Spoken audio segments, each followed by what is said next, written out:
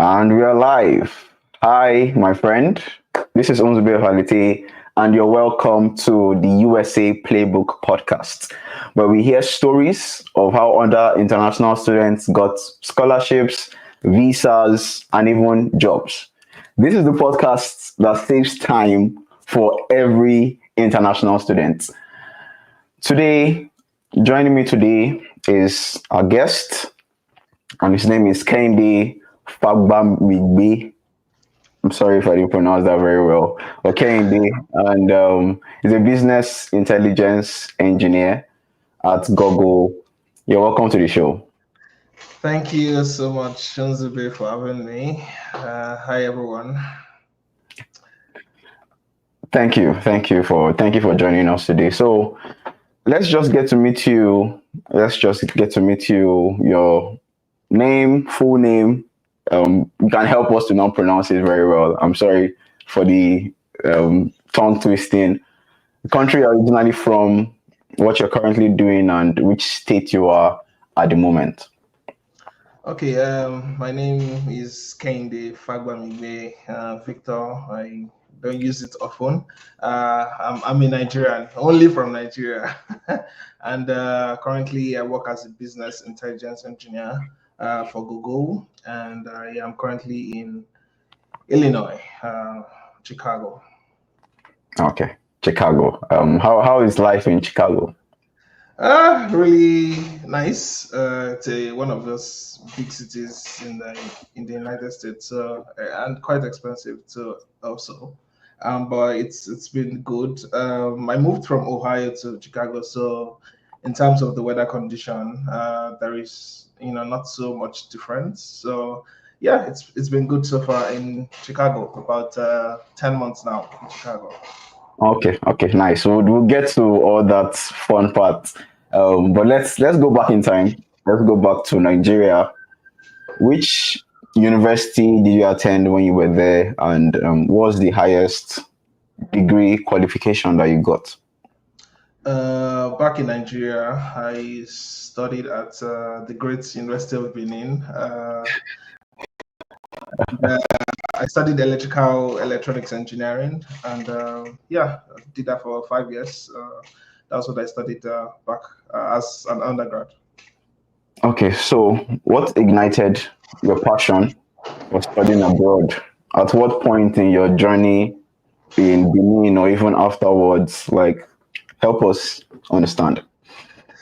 Okay, so I mean, for me to talk about what ignited my journey to study abroad and all of that, I have to go back in time to even talk about how I got into data, right? So Okay. yeah, it was in 300 level. I remember vividly, and you know, it was time to prepare to get internship like IT, industrial attachment. I think so. Yeah, so back in 400 level, and it was so difficult back then because as an engineering student, you want to do your IT in a place like Shell, Total, One of the big companies. NNPC, yeah, so I couldn't get it. Wrote some exams. I know, like, I went to Port Harcourt, wrote an LNG, wrote I think Achieve, and there was no call, so it was hard. And then I did my internship in school, and it was during that IT period that I got into data. Like, I started in data, and I think there was a conference by this body, Data Science of Nigeria, DSN. Yes, I can Yes, forget. I know DSN. Yeah. So yeah, they came to Benin, and I just went, okay, let's go. What's this data? Machine learning. So many buzzwords that I was like, okay. So I was actually very interested in, like, okay, what's going on here? Like, what's data and stuff. So they gave out a lot of resources, like overwhelming resources. So from there, I was looking into that, and uh, that was how I began my data journey. Maybe we'll still talk more on that. But fast forward to the motivation of coming abroad. After working for about 2 years in data, I could see like the opportunities I was working in Nigeria, but I was working for foreign companies. Like all the companies I'd worked for after school were foreign companies. So Wow.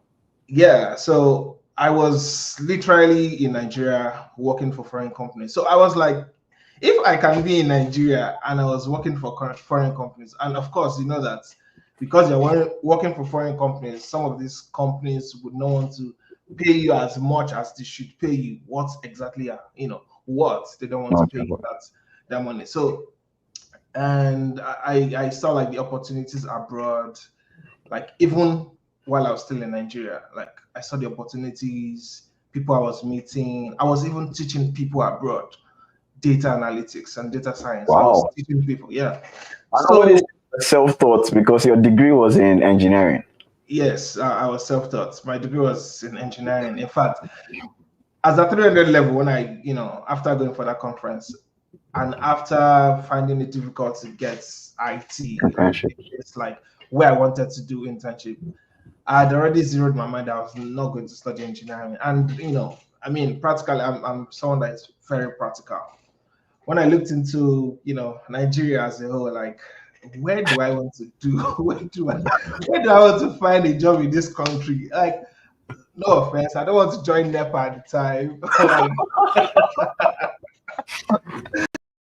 So, and For non-Nigerians, NEPA is our power distribution company. yeah. Go So ahead.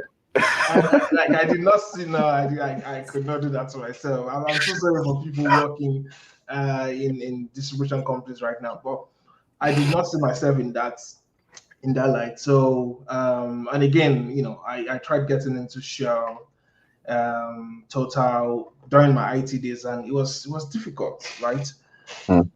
So and when I started data, like I fell in love with data. Like I was just curious, okay, how do you do this and how do you learn Python? How do you write SQL? How do you I saw like visuals, dashboards. I was like, how do you get these things done? I was just immersed into the whole dataverse. Let me call it Yeah. dataverse. So yeah, so and I saw the opportunities like, okay, I'm here in Nigeria. I'm even teaching people abroad. Like people abroad are saying, like, what are you doing in Nigeria? I remember like even some of those people paid for my GRE. Leave Wow. Nigeria, like leave Wow. Nigeria, like pay for my IELTS. People I was teaching, I was like, okay, is there something that I do not understand that's going on?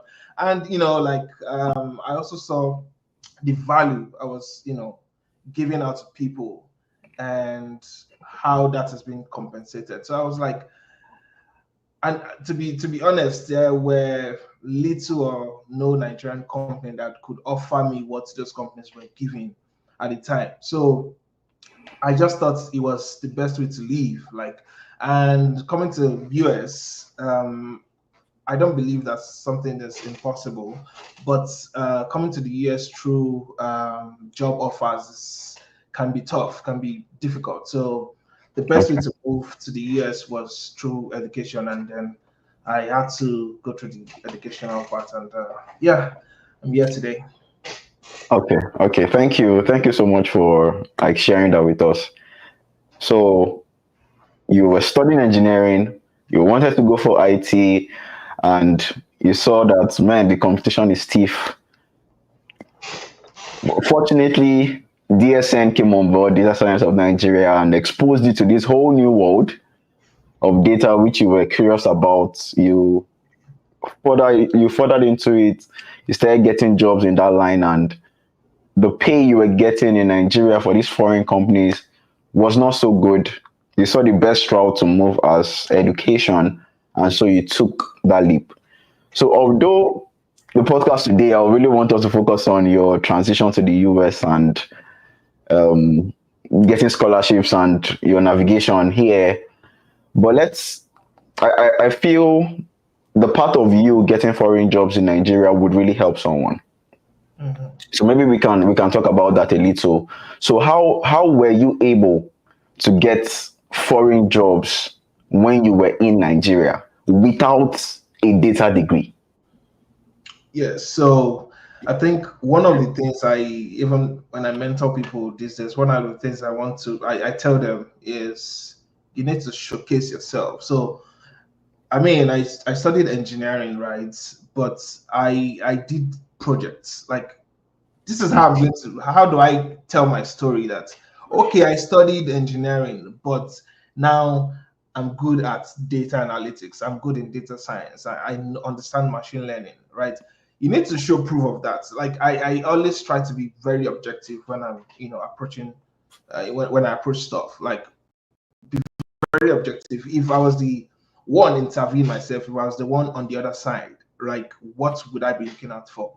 Okay, this person, you know, I mean, I had a first class in engineering, but even that aside, like, I had some quantitative background, but even if I had not, if I don't have all of those things, as I was learning, I was trying to, build something. Oh, okay. I would look at this dashboard. How was this dashboard made? And then I try to read about it. Sometimes I download the dashboard, look at the calculations that was done, try to understand, oh, Mm. what does this function? What does this function actually do?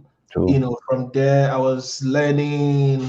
And sometimes, just doing reverse engineering, like, okay, this person did this thing. Oh, this is an awesome project, let me understand this project. Then look at the code, study the code. Oh, and even learn in that process, because there are some of the things I've not seen before, and learn in that process. Sometimes it's difficult, but I learn in that process, do some reverse engineering. And branding is very, very important. Like, my LinkedIn, I polish my LinkedIn from time to time. I construct my resume. I also like try to monitor, okay, if I apply to these jobs, maybe after 2 days I get like a rejection email, right? I don't just look at rejection emails and say, oh, they rejected me. Like, what could I have done better? Mhm.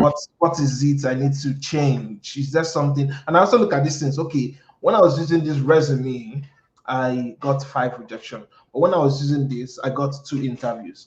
So Oh wow. I compare, like, okay, what is in this resume that is not in this resume?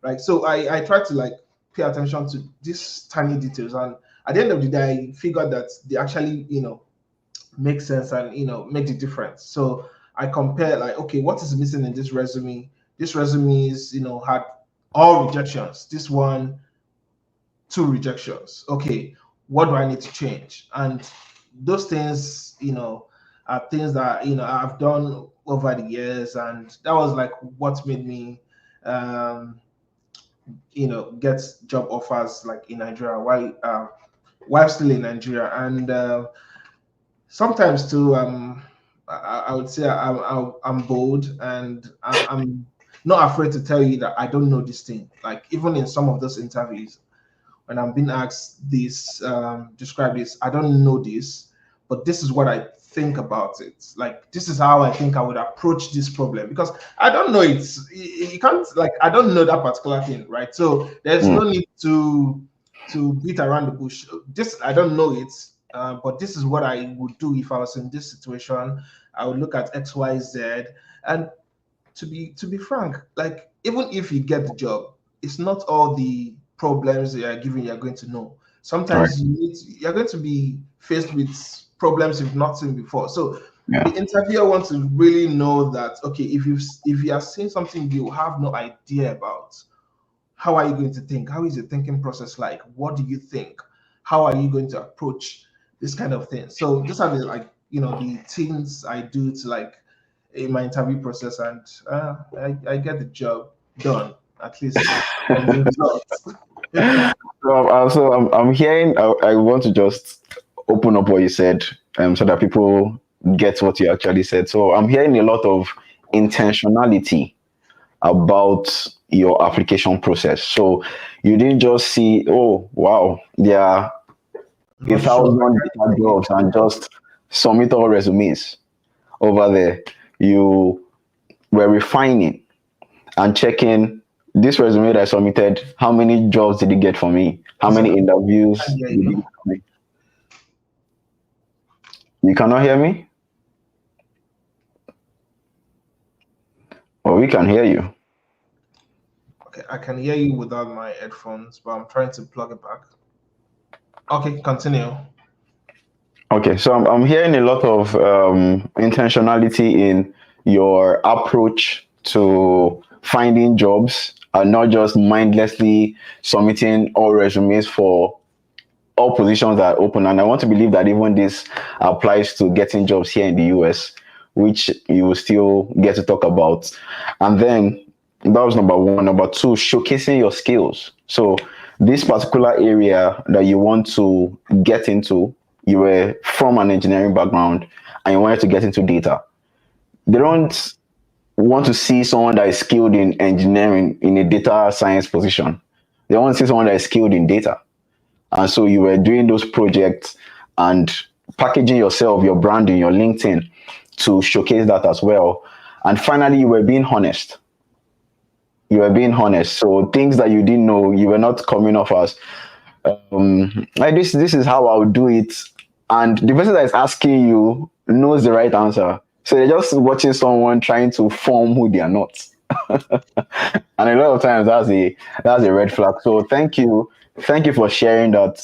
This is really helpful in getting jobs, even in Nigeria, wherever, even here in the US as well. Okay, so concerning your story, you wanted to now move over, going through the work routes and getting like H1B visa, which is a work visa, is tougher than F1, which is student visa. So you decided to go through that route. Did you choose to only focus on the US, or were there other countries you were considering as well? Oh, okay, yeah. So for me, the US was my dream country. So, but I did apply to like several, countries.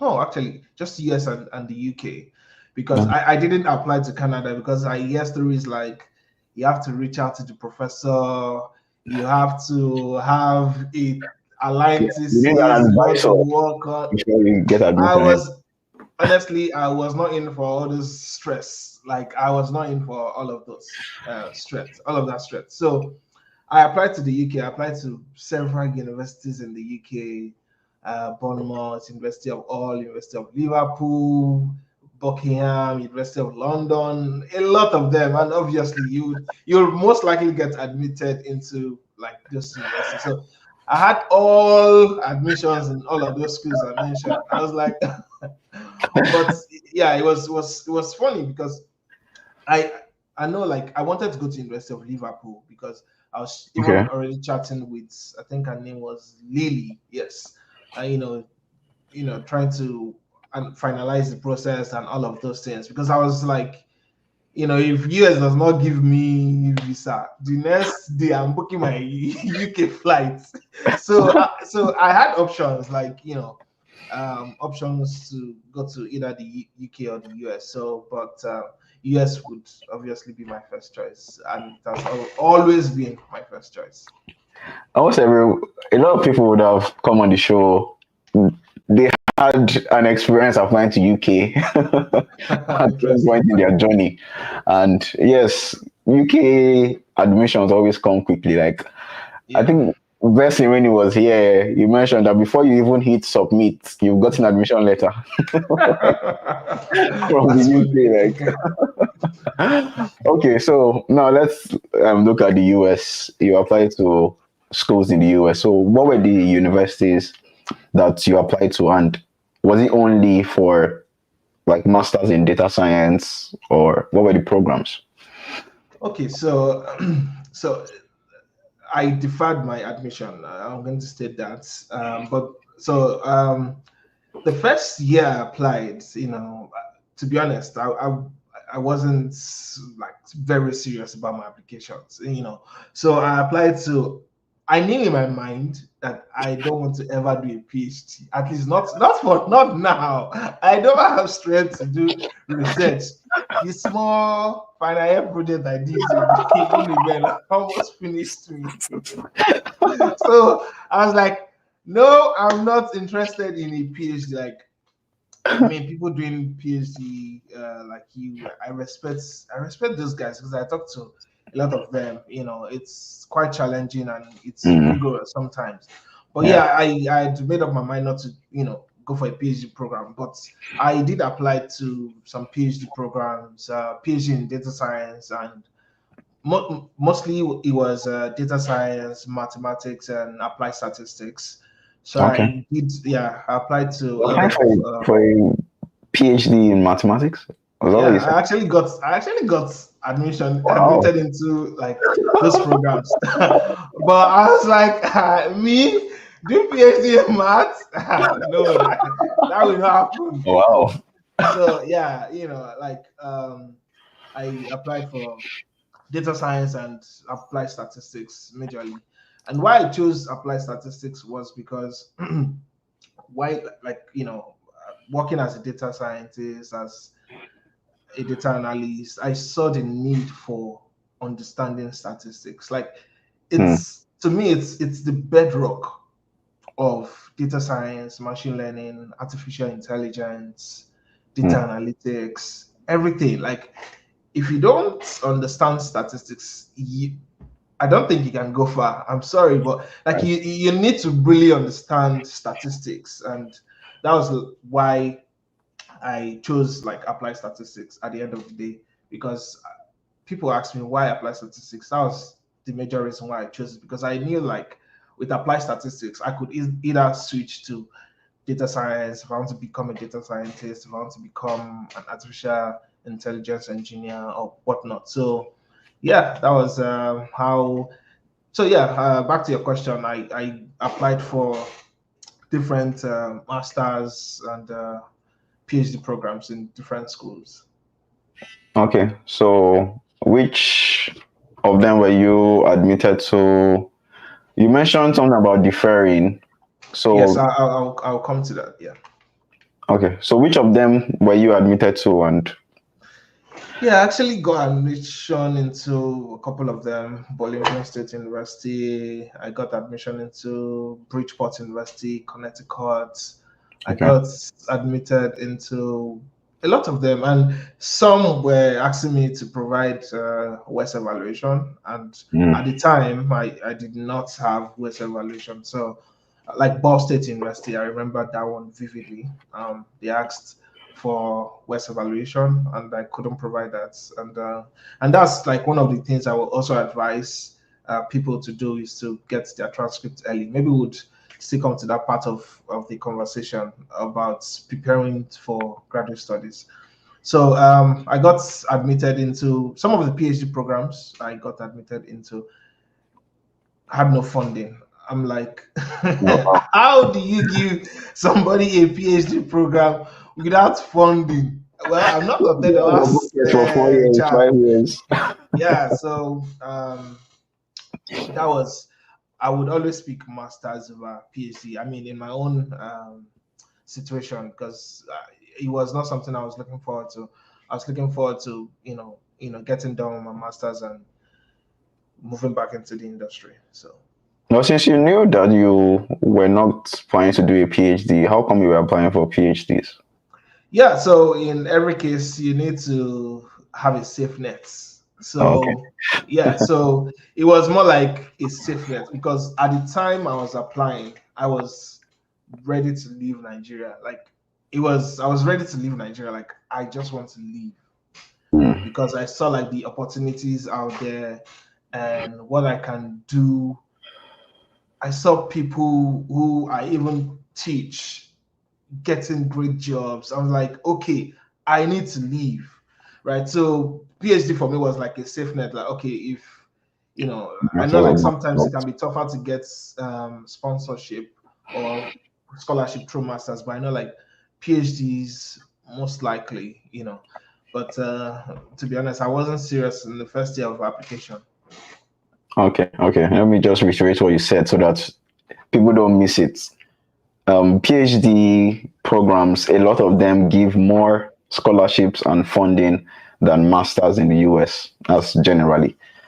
Okay, so now let's talk about your experience applying to. Before we say that, how many schools will you say you applied to That's just for the US alone. Try to give a count. So, like I said, in my first year of applying, probably would have applied to over 30 schools. 30? Yes, and I did not, I was not serious. I did not even track these things in a spreadsheet. So even at some point, I did not even remember the schools that I applied to. Wait. My major concern now is the application fees. Were they Oh, moved?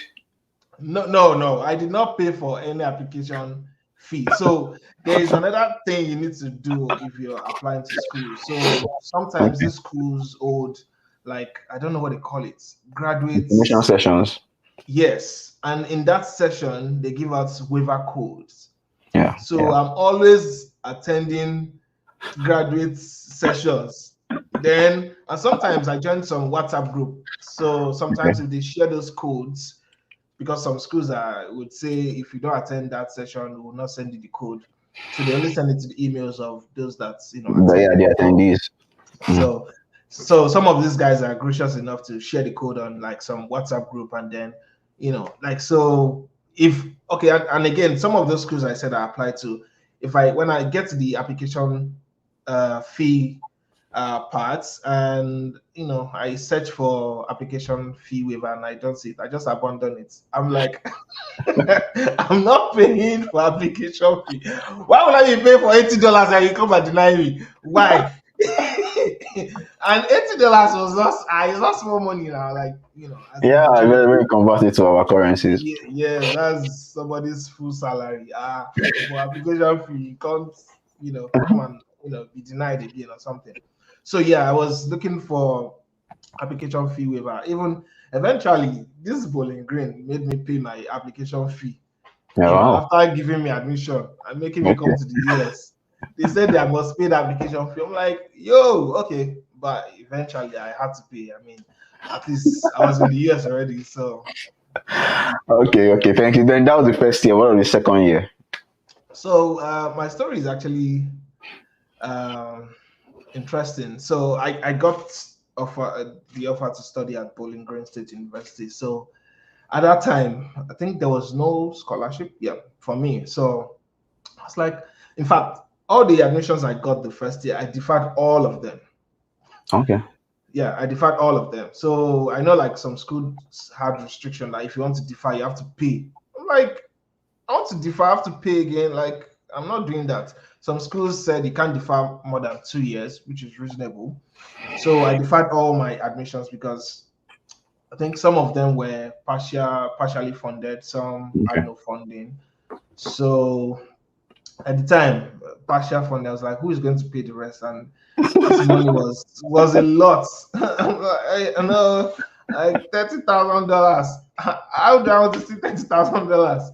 So yeah, so I had to double down on working. So I had to really work my ass off, and that's 1 year. So I did a lot of jobs. Like I was working and saving. So I was working and saving in foreign currency, which was a saver. Like it saved my life, right? So I was working, doing multiple jobs, remote jobs in different time zones. I was working and saving, so I could plan well for the next year. So, and I had totally forgotten about the admission. Like they have deadlines of, oh, this is a deadline for the application process and all that. So one of my friend, Abiola, shout out to Abiola reached out to me. Abiola went to the US one semester before me.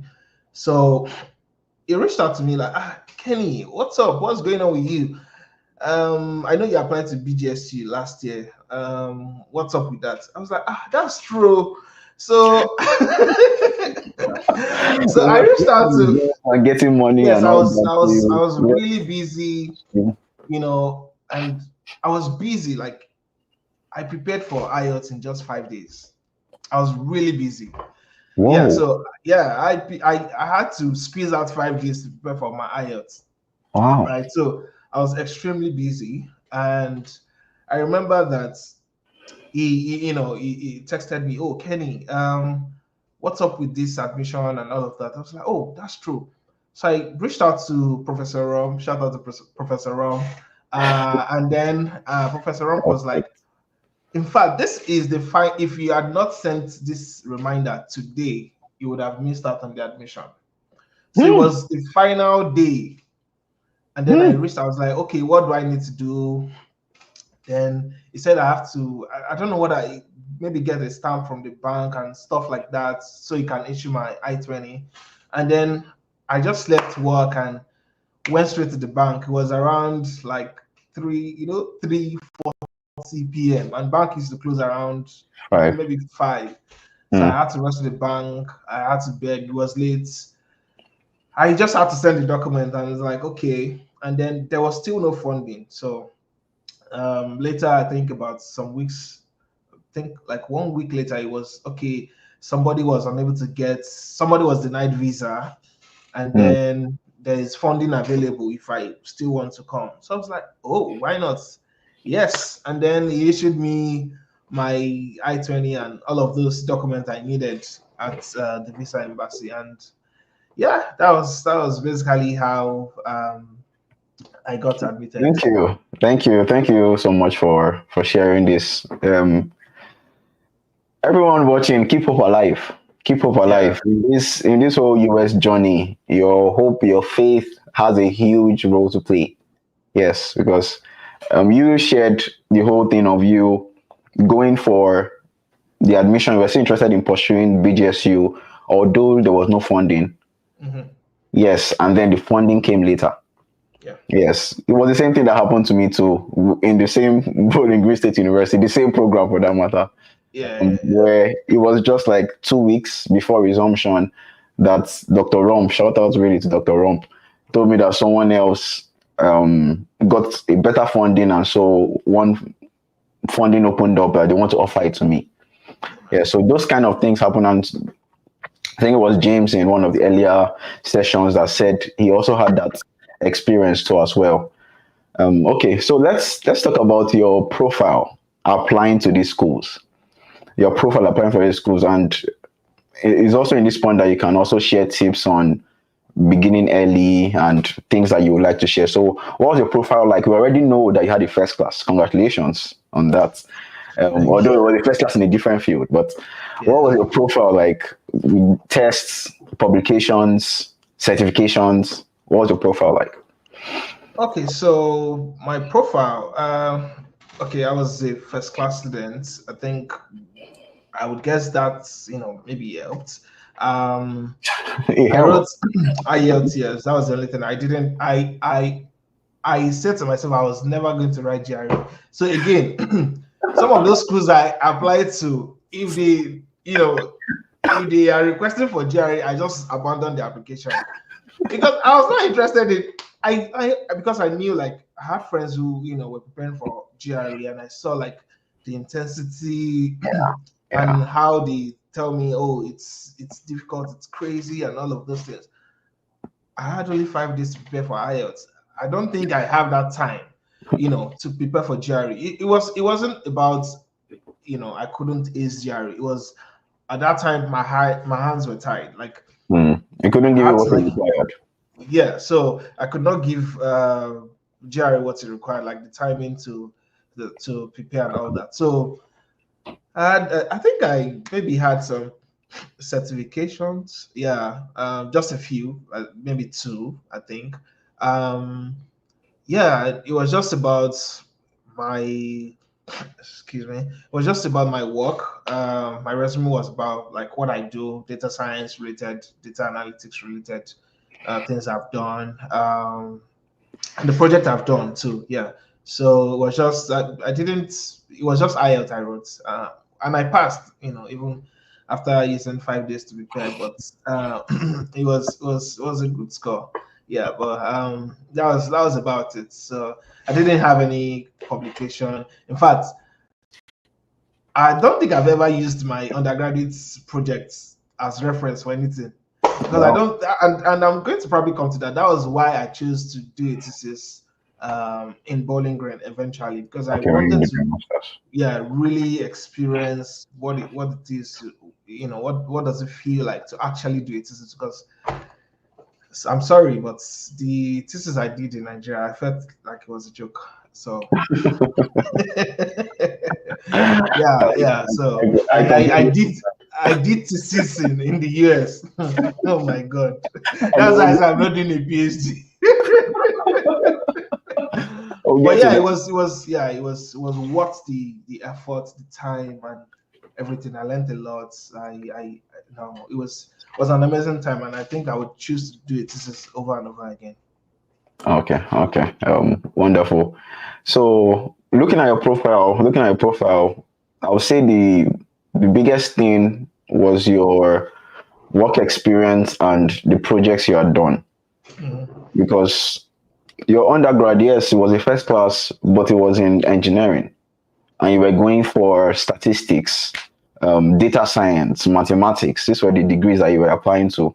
So they were not really, you didn't have a lot of prerequisite courses that you had done in your undergrad for those degrees. So work experience very well, and the certifications that you did as well. Okay, so let's talk about your experience at the embassy when you were Mhm. trying to get a visa. So how did that go?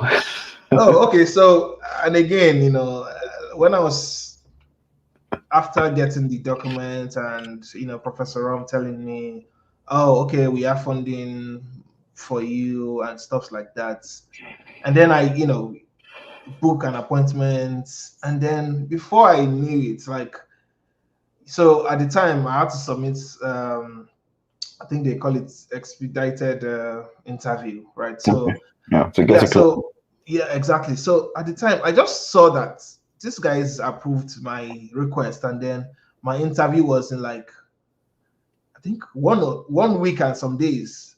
So oh my goodness. So to Why be do you want honest, a short time frame to prepare? I was like, 1 week and some days to prepare for US interview, and see, like, I did not even have the time to prepare. That was the irony of everything.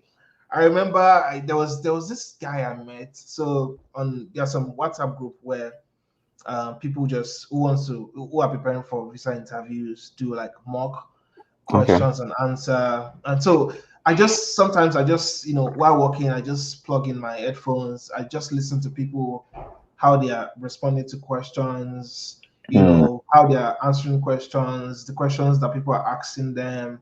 And I just, every day I'm just, doing that. So I just listening, because the day I, try to, I just knew that if the VO hears what I'm about to say, it's going to deny me, because I knew if I was interviewing myself at that point, I would deny myself, right? So I was actually very, very I'm being tense, like, honest. Mm, getting close to the interview time. So I was at my friend's place the night of my interview. Shout out to David, Ilewambo. I was at David's place, and I asked myself a very honest question, like, what is the worst that can come out of this? mm, Right? Or, like, what's the worst that can, okay, rejection. That's the worst thing that can, okay, that's the worst thing that can happen to me, yeah. me being rejected, right? Denied of visa, right? Mm, So I asked myself, if it was my friend that was asking me these questions, how would I respond? Right. So I wouldn't be tense just the way you're asking me questions. I would not be tense. Like, if one of my friends is asking me, "Oh, Kenny, how did you get money to buy this your shoe?" Will I be sweating? Will I be tense? I'm telling you, this was a night before my interview, mm, right? So I asked myself those honest questions, while I was alone. Will I be mm, tense? So why am I actually, scared? Like, this is just somebody that wants to ask about, why do I want to come to the US? What is your education, or what's are your goals, or whatever, So that was the mindset I took it, and that was in, 99 minutes. mm, So yeah, the 11th hour. So I went to the embassy, and even people that have not stepped into the airports and embassy before would advise you. So and this is when you have to filter Right. what Everybody can advise for you what because you're this is when you have to filter what you hear from people. Even somebody that does not even understand how the visa system works and everything would say you have to do it like this. You must Wow. never All right. say this. You must never do this and all of that. So my situation was very funny because all the jobs, like I mentioned, all the jobs I had done were US based jobs. Mm, So people were already telling me, "Omo, you don't mm. have family ties. They will deny your visa." I'm like, is it my fault that all the jobs I've done were US Based. based Mm. jobs? Like that was not my fault. I feel like I was, good enough to have this kind of job. So it was an opportunity for me. So getting to the visa place, the guy before me had his visa denied. Aye. So it was just before me. And the worst part of it was he started cussing out the visa official. Whoa. Yeah, he started cussing out the visa official, like, why would the hell will you deny my visa? I was like, Aye. I was like, hey, somebody has poured Gary in stone in my Gary. Aye. I was Okay. like, this guy is going to ruin this moment for me. So that Mm. also increased my Never. anxiety, and Mm. I was so nervous that okay, what's going to happen? So I got to the interview session, and it's quite interesting in Lagos, where everybody say run from Lagos to Lagos. I was So like, I went was to, gonna ask you where. Wow. yeah, I did my interview in Lagos, but I had the mindset of, I don't know, I always have the mindset of, okay, like, why do you think they deny everybody in Lagos? I don't think that's reasonable. I mean, I hear the stories of, a lot of people getting rejected in Lagos, but I was like, you just have to go there, see the truths, be confident. That's one thing. Like, be confident in yourself. Like, and Mm. even people that I prepare now to go for visa interviews, by God's grace, they get their visas approved. It's about confidence. It's about, this is psychology. Right. People are trying to, play. They are trying to, play their psychology games on you, during the interview process. Yeah. So, she asked me a lot of questions. I was answering her. I was looking at eyeball to eyeball. I was looking at eyeball to eyeball, and in Lagos you have to stand while doing your visa. It's the same Why? thing everywhere actually. Yeah, Almost yeah, everywhere. you have to stand. So I was answering her. She asked me a couple of questions, and yeah, and then she was typing. I was like, okay, what's going on here? And then she told me your visa has been approved. To be honest, unconsciously I shouted.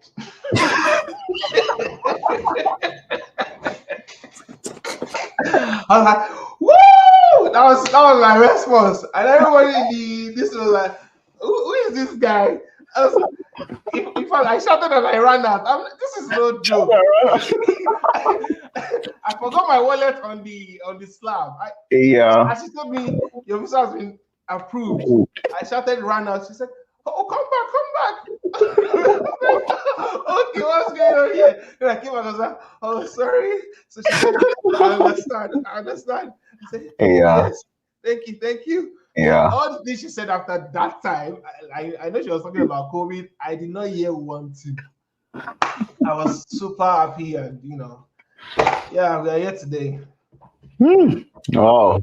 Yeah, Wow. Congratulations. thank you, thank you. Imagine, I can imagine the joy that moment.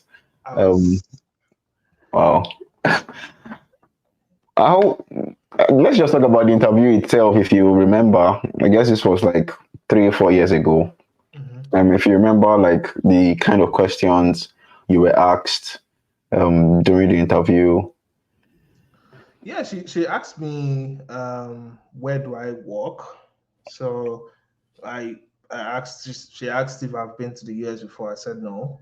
And then she was like, Yeah, so she asked me about my uncle. So I told her like, oh, this person's my uncle, and then the funny thing, she almost took me unaware. She was asking for the address of my uncle, which was on that statement I brought with me. So she was asking what was the address.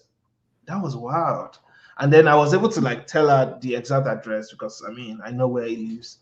And then she asked some also like some other questions like how many kids does he have, what are their names, and these are answers I have on right at my fingertips, so I can Because it know was what. really your uncle.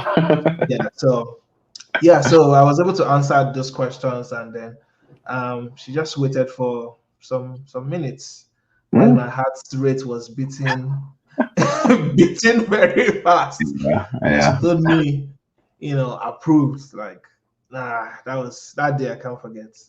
I Hmm. can't forget. Oh, And so that day was also the day I was supposed to write GRE. I eventually said, okay, let me write this GRE. If they deny my visa, I'll go and write GRE. this So guy, this guy, wow, that's a very funny one. yeah, if they deny my visa, I'll go and write GRE and maybe apply to other schools that require that I must have submitted GRE score. So yeah, I was unable to write GRE though because they took my The passport. visa was So approved. yeah, Hmm, okay, so okay. I still wanted to write GRE because just for the fun of it, but I couldn't. My passport was taken already. So Wow. Congratulations. Just to talk about Lagos and Abuja, I personally feel the reason why people say a lot of visas are denied in Lagos is because of the percentage of people mhm. that do interview in Lagos. Yeah, so there are much more people. They might be denying the same percent, but like 10% of 10,000 is different from 10% of a million. Yeah. Yeah, so there are much more people that go for interviews in Lagos. All right, so let's talk about the scholarship that you got in Bowling Green. You got your visa, you got scholarship, and then you traveled over. So, what type of funding did you get? Was it a grant assistantship? Was it a merit-based scholarship where you didn't have to do anything? Like, can you tell us about it? Yeah, it was a graduate assistantship. So over the course of 2 years, my roles, differ, every semester. So most of the semester, I was just grading the assignments of students, mostly undergraduate students. I was grading, and there was a semester where I had to write and teach students, which I did not like. It was so stressful. Oh, Oh my goodness. Yes, because you have to. Why it was stressful for me? Because I actually love teaching. I okay. love to teach and impact knowledge. Why it was very stressful for me was I have to be in that place at a particular time, which was ruining a lot of things for me, like my travel plans. I could not travel. I had to be at this location every Eke market day. And I have to just be there. Even if the annoying thing is, even if somebody doesn't show up, you just have to be there, Hmm. right? So yeah, that was annoying to me, and I think I later dropped it. I was like, I'm not interested. Like this is getting too much for me. I could not, I can't continue with just staying somewhere. But at some point, I had to come back to even do it for free for the student.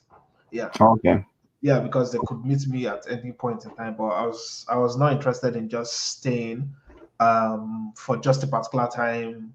What if I have something to do? What if there are other things I need to do? What if I have to travel and stuff like that? So yeah, it was a graduate assistantship, but the really interesting thing about that was just a one-off. But the other thing I was doing was grading students, and what I did after grading the students and finishing the semester, I reached out to the professor that what, next semester I still want to grade for you.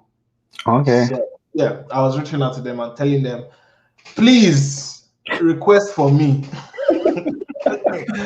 I don't want to teach. I beg, request for me because I I don't want to be in a class. I have to be. So because that was flexible for me, because I could Yeah. be in the library and say, okay, and then I grade.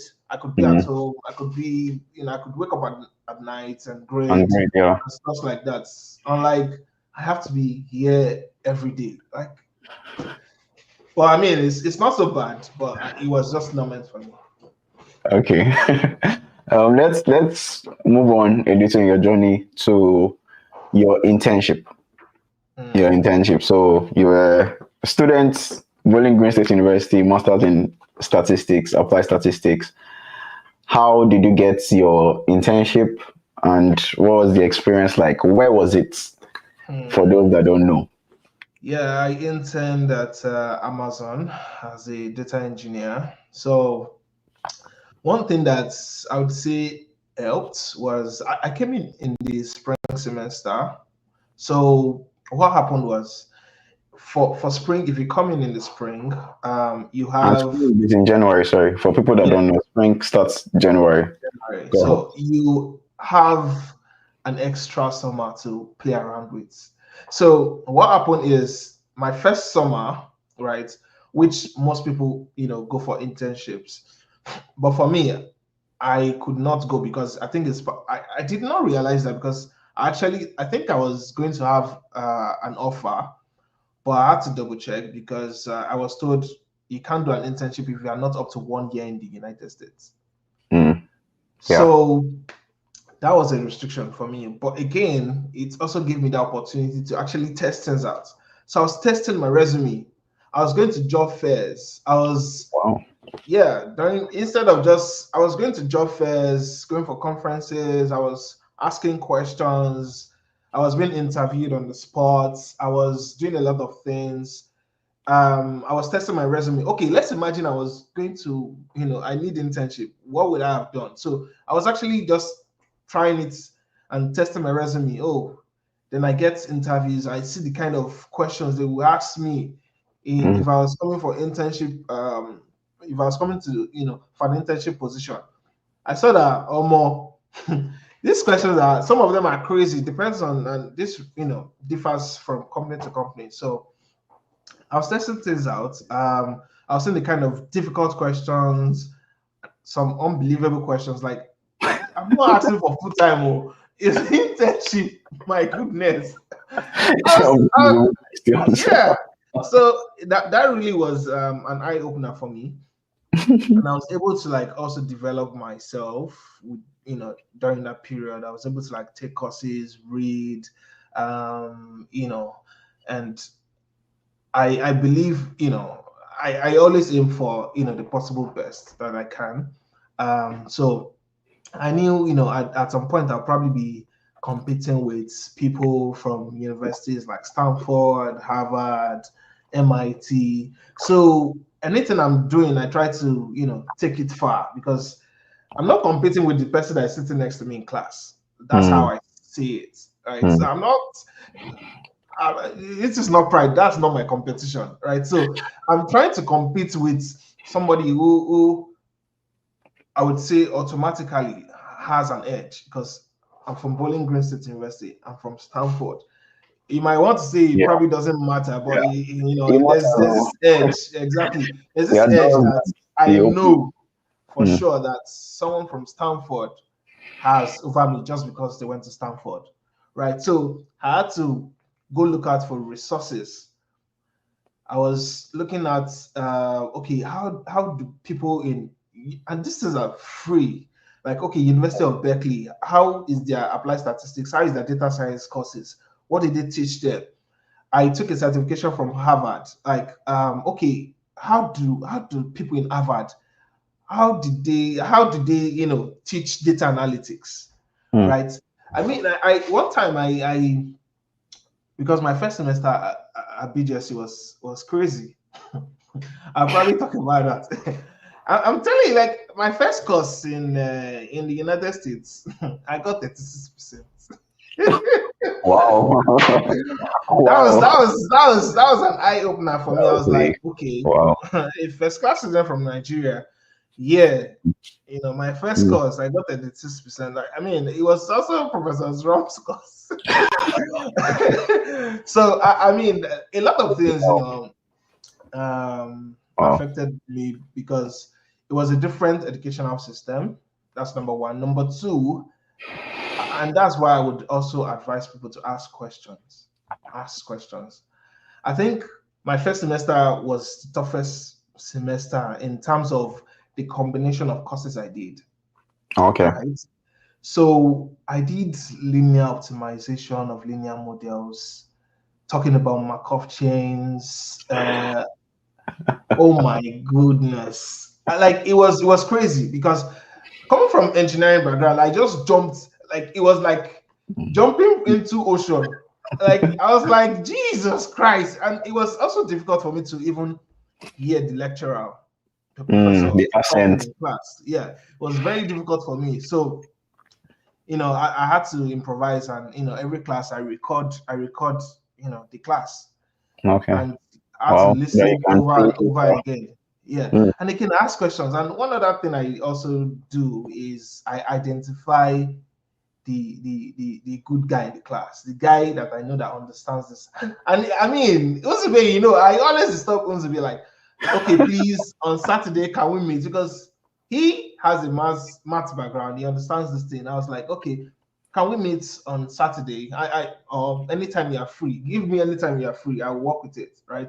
And that's another thing you want to. Maybe we'll still talk about this in terms of mentorship. Like, you don't want the person to feel like you are disturbing them. So give me the time you think you can help out. I will arrange my own schedule and fit into that time, right? So that's like one of the things I do. So talking about Amazon, so I like I said, I was testing your resume. testing my resume. Yes, and I all that. I did set up a meeting with, I think, the career fair for BGSU, where they help you look at your resume.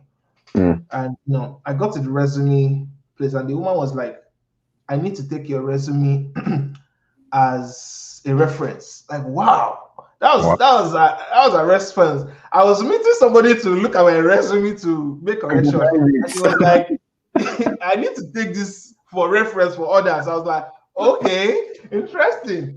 Okay, so I was doing a lot of research. Okay, on how to improve my resume. There was this probably if I find it out, I'll send it to you. There's this link I stumbled on that would rate your resume and show you where you can improve on and stuff like that. Okay. So I was just I was just doing all this preparation because I mean I could not, unfortunately for me at the time, I could not apply for internship because I had not used up to 1 year um, in the United States. So for Amazon, I was preparing. I applied, and one thing I will also tell people is you want to apply early. There's an adage that says if you go to the lake early, you would fetch clean water. You Oh, know, yeah. So you want to apply early, and even in terms of like graduate studies, you want to reach out early, and that's fact because and timing is everything. I tell people timing is everything. Sorry, I'm having blocked nose. that's fine. Timing is everything. Excuse me. Mm, fine, early. So because for example, if you send a graduate coordinator or a lecturer or a professor an email when they have deadlines, because they have deadlines. So after exams, they give them a deadline that they must submit all the results Result and the grades. and the grades, right? If you are reaching out to a professor, that window, there's a high chance they are probably not going to respond as they should have responded. They are probably going to say, okay, I'll respond later, and probably forget, or Mm. something might come up. So timing is everything. You need to understand, if you understand this game, that timing is everything. Reach out early, and sometimes don't reach out when you need something. Like, reach out before that time. Okay, for Amazon, I was checking out people in Amazon, just reaching out, hey, how you doing? How is this process like? What are the kind of what's the interview like? And I had to also do my own research. Oh, Amazon is big on leadership principles. Oh, the interview is in 2 stages. You have to do a coding interview, lead code, Were you reaching um, out to friends you already had there, or? So no, Mhm. LinkedIn is a place where you can find anything you want to find, and also Google, like you can research and see. Some people who just are generous enough. Oh, these are the questions I asked. I got from Okay. Amazon interview. You can look at it and You're say, oh, really in okay, that position that you wanted. yeah, exactly in that position. And it could even be related positions. Not if you Okay. don't see data analytics, you can see data engineering and see the kind of questions they Mm, ask people, right? So mm, you would see the difficulty level and how you should prepare. mm. Because because you can see, I'm telling you, some internship interviews I did. I'm telling you, some people will go for full time and they will not be able to answer those questions. They were really crazy questions. That, yeah, I'm being Oh, sincere. Like I was like, this is oh, internship. Like this is an internship. If it's not full time, what do I expect? Right. So, and some of this company raised the bar so high because they really want they know the kind of people they're looking out for. So you want to do your research and say, okay, what exactly do I expect? And ask questions. The recruiter that reaches out to you asks, what do I need to prepare? What is needed? How many stages is this interview? Is it 3 stages? Is it 4? Is it 2? What? And they're happy to share. Sometimes they don't share because you don't ask. mm, Yeah. So it's part of their job. Ask them, okay, who is interviewing me? I want to know who is interviewing me. And then I go to LinkedIn and go and check. Oh, this person has worked in XYZ company. Oh, he has done this. Okay, just by knowing who is interviewing me, I can, simulate the kind of questions they might want to ask me. Like, okay, this person wants to ask me X, Y, Z, and stuff like that. And it even makes the conversation interesting. Like when right. you join the call, oh, how you doing? I'm doing good. I see you worked in you've worked at Google for like 5 years. How was that like? Why did you leave? Is there like a reason why you joined XYZ? Like those kind of questions. And when I'm interviewing, I try to make sure that you would remember me. So, yes, because think about it. These guys interview a lot of A lot people, of people. Mm, a lot of people. So I want to make an impression. And you will remember that there was this guy that knew that I had worked in 5 companies. There was this guy that knew that I mm, recently got into Google. There was this guy that knew that talked to me about, what challenges you face on a day-to-day. How do you overcome them? What do you think? What would be your advice if I join this company? And I try to always, make sure I say something like, even if it's a joke, I'm going to crack. I'm going to try to make sure that you remember me. Those are like the tricks that like I do. So I'm preparing for Amazon interview. It was challenging. It was a back-to-back interview, 45 minutes, and then you go again 45 minutes. So I'd reached out to, like, you need to reach out to people. The highest they would say is no. Like, okay, yeah, if you don't do it, someone else will do it. That's how I see it. So if I just reach out to people. I saw this guy, he was at Amazon, and I reached out, oh, how you doing? And he prepped me. We did a one-on-one.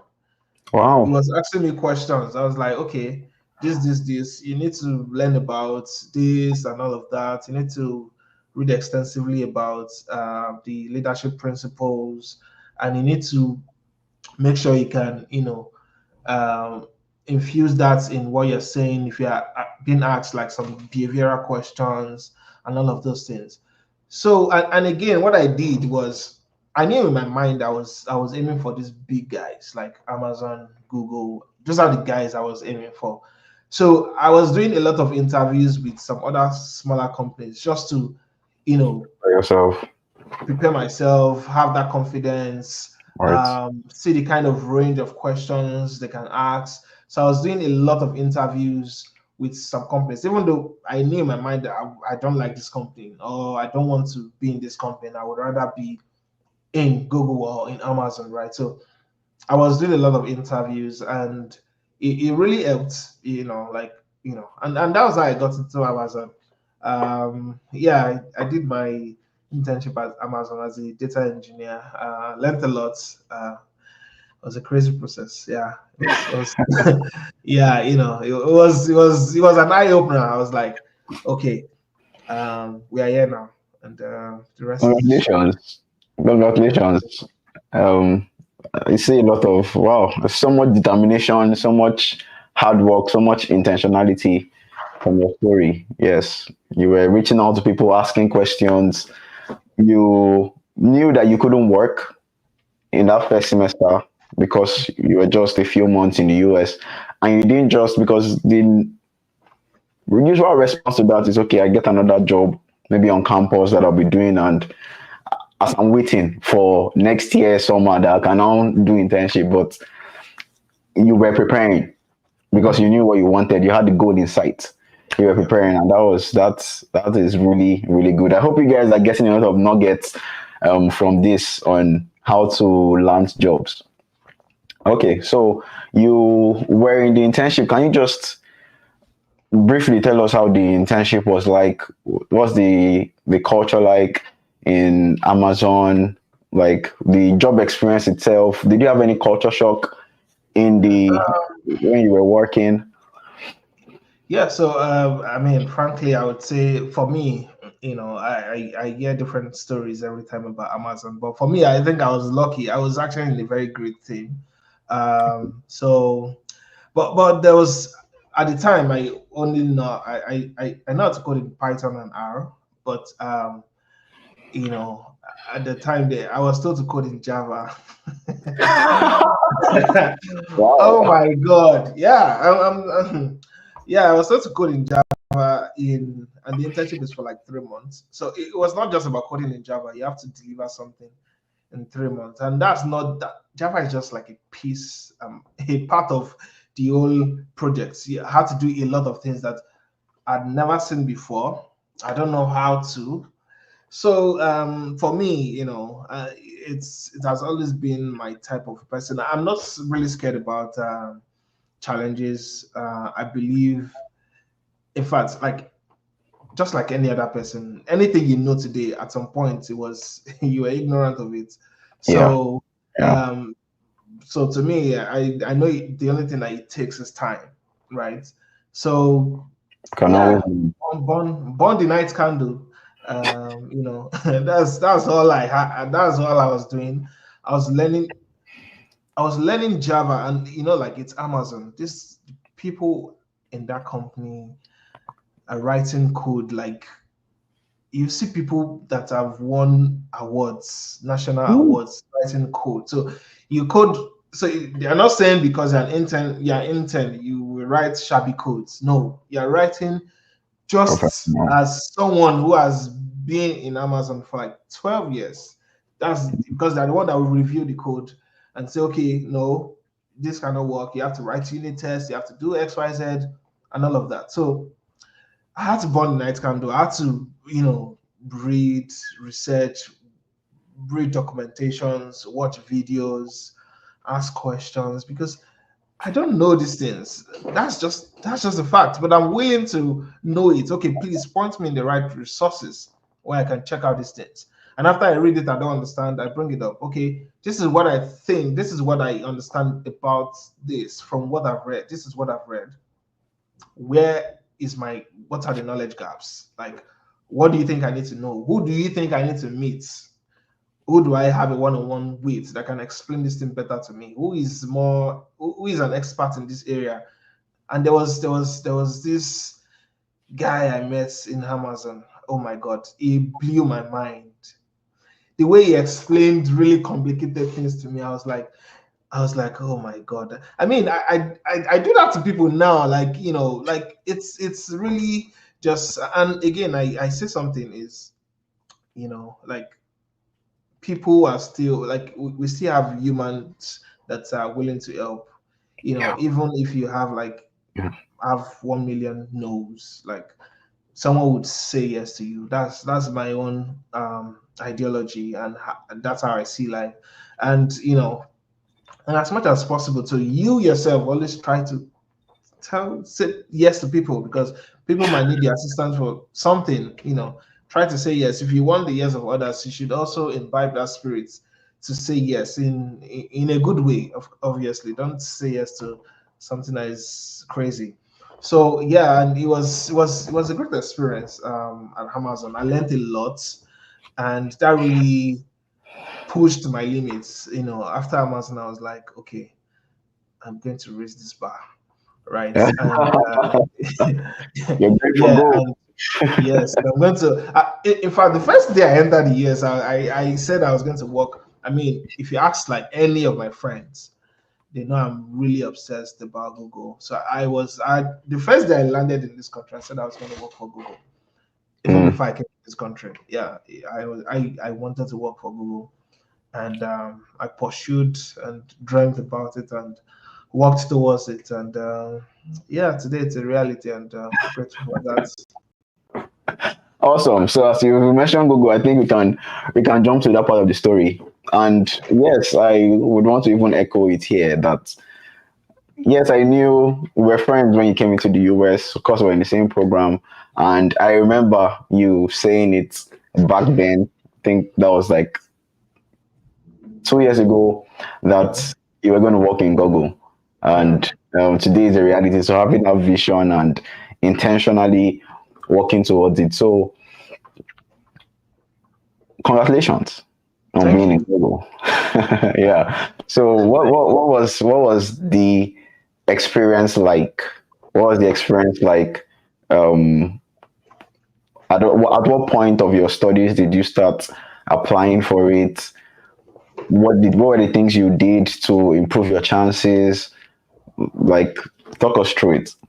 Yeah, so like the I don't know if it's an adage or a proverb, like I said the other time, is it's when you go to the stream or lake early, that's when you get From close. water. Yeah. I'm already So that is a good adage. yeah, so I would, advise people to anything you want to do. Um, they said, how did they say this thing? Opportunity is when preparation meets something, right? Luck is when opportunity meets preparation. Preparation, yes. Yeah, yeah. Breakthrough work, yeah. So yeah, so um, I mean, I during my masters, I did some crazy things. Like there was a semester I enrolled for 5 courses. In fact, my professors were like, Kehinde, do you intend to commit suicide? Because three was a big deal. Like you doing 3 courses as a master Yeah, student three is the is a normal. big Three, deal. and it's a big deal. It's a big deal. So I enrolled for 5. Hmm. Professor Rump was like, this is a bad idea. I said, I'm ready. Right. So and it's yeah, I was in fact Wow. like if you are looking for me in the school, some people know where I normally sit in the library. Like if you Hmm. are looking for me, if That's a you call me and permanent I don't position. pick, yeah, if you call me and I don't pick up, just walk to the library, you would see me. And I was in 5 courses, and I'm telling you, that's helped me to. I mean, I have good time management, but that's really helped me in time management and not procrastinating. Like if I tell you, I think I've done it to some of my friends before. They'll say, I'll do this in next week," and I'll say, "How many minutes does that take?" And you tell me 10. So why are you not doing it in the next 20 minutes? Why wait till next week? Right. So like I learned time management. Like I was doing my assignments on time. And the very funny thing is, even when I was doing 5 courses, I even saw people that were doing 2 and 3, not even meeting up to submit Hmm. assignments, meet deadlines. I was even still teaching people who were doing 2 or 3 courses, right? So, like, time management was a big deal for me. Like, I was managing my time, and in all of this, I was preparing for interviews. I was getting certifications. I subscribed to Coursera. I was doing Coursera. I enrolled for an Harvard Business Analytics class. I was doing some Udacity Nano degree. Yeah, I was just learning, and YouTube too. I was the tons of free resources on YouTube. I was learning. I was also using this one we use in Bowling Green. Um, there's this particular I can't remember right now. Yeah, so I was learning a lot, and then just improving myself, learning, applying, preparing for interviews. It was crazy, but I think it was worth it. I'm going to tell you, it was a painful process, but I think at times you need to. That's what I tell myself. You need to stretch yourself and Right. you know just try to do what seems impossible. And trust me, it's very very very possible. I believe like everybody has that ability to like push yourself, just do something extra, and sometimes that extra is what pays off. Mm. So yeah, just that extra, that's you taking the time to proofread your resume, correcting those errors, sending that chat. Just that's one extra step is what makes a difference sometimes. And yeah, so that was how I was able to yeah, preparing for Google. Yeah, just learning. um I combed SQL, like I was combing it. I'm telling, like, during my preparation to Google, yes, all the videos on data camp on SQL, I finished it all. Wow. So yeah, why still doing like five courses? Yeah. So yeah, so I finished it. I was, I just there was also SQL I think so. Yeah, they have some questions. Really, some are tough. I just Mm. do it. I think all the questions on rank on SQL, I think I finished it, or I was at maybe gold level. Yeah. So yeah, I was just doing all of those things. I was practicing lead code too, and I had some friends. All of this was while I was doing five courses. So I actually knew that there was time, but I was not using it effectively. Effectively. So yeah, so I even set up like a data lead code challenge with some of my friends back in Nigeria. Shout Mm. out to Ifeanyi and Tega. We're meeting every Thursday. Like that was, because I think the problem that I've seen with most people is you try to do everything when it's time to the interview. If you spread it out, like, okay, you want to aim at this thing, and that's what people even do, like, looking back, like, even during the preparation stage of getting admission, like, some people just want to apply to 7 schools in a day. Like, yeah, that's like, you make a lot of mistakes you don't even Yes. realize. Yeah. Your SOP, you're submitting SOP for let's say Bowling Green. In your SOP, you're writing Texas A&M in your SOP. That's that. Yeah, some people make these mistakes. Yeah, some people make this mistake. So you want to really just take our time. I believe in preparing ahead. Mm. Like, just a little. You see, we meet um, you know, every Thursday, and even I still do it now. Seldomly we still do it every Thursday. I don't need to do any interview, but I still keep my brain busy to understand this complex stuff. To do this complex stuff. And I'm doing it for fun. That's why it's now interesting, because when I now need to get serious with it, it's going to be way easy for me. Yes, So I'm yeah. doing it for, imagine solving challenging questions for fun, right? So we just think about it right in my comfort zone, and so that would help me to, like, like, if I'm actually in an actual scenario. So these guys were pushing ourselves. Okay, even if I was busy, if I have a class, I made sure, and that's part of planning. When I was enrolling for my classes, I made sure there was no class I was speaking that falls in that time. So it was Okay. also like, yeah, so I could always meet up with that weekly activity. So yeah, it's really helped. I mean, I was really asked some. I remember in my Google interview, I saw one question. I just studied. I said I don't know it. It was hard. I said no. I said I don't know this question, but can I come back to it? Because I looked at the question, I was not having a clue, and I was like, I don't know this question. Can I come back to it after like there was like a lot of questions I had to go through. So I said, can I come back to this particular question? And then while I was solving the other question, I was thinking of that question. I was thinking of like, how do I solve this question? How? So yeah, I was able to knock out that question, and when I got into Google, it told me it was like I was really impressed by what he said. You were able to communicate that this is something out of the ordinary, and you're able to take your time, dissect it, talk through the problem, talk about the way you're thinking, and Mm. eventually you're able to knock this out. So yeah, and yeah, Google was quite interesting. I mean, when I started the interview, the I think it was my first interviewer that told me they had at the time of my I think my first interview, and they had over 700 applicants, and they're just Whoa. interested in one person. I'm like, I'm like, like unconsciously, I said, wow. I was like, wow, okay, interesting. I was like, in my head, I'm like, hey, okay. I was like, okay. I told him, okay, let's go, let's do this.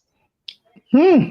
And yeah. So I'm glad it was a crazy process. And at that time, I was still even at Amazon, learning, doing my day-to-day job and interviewing, doing the interview questions and all of that, setting out time to still read and prepare.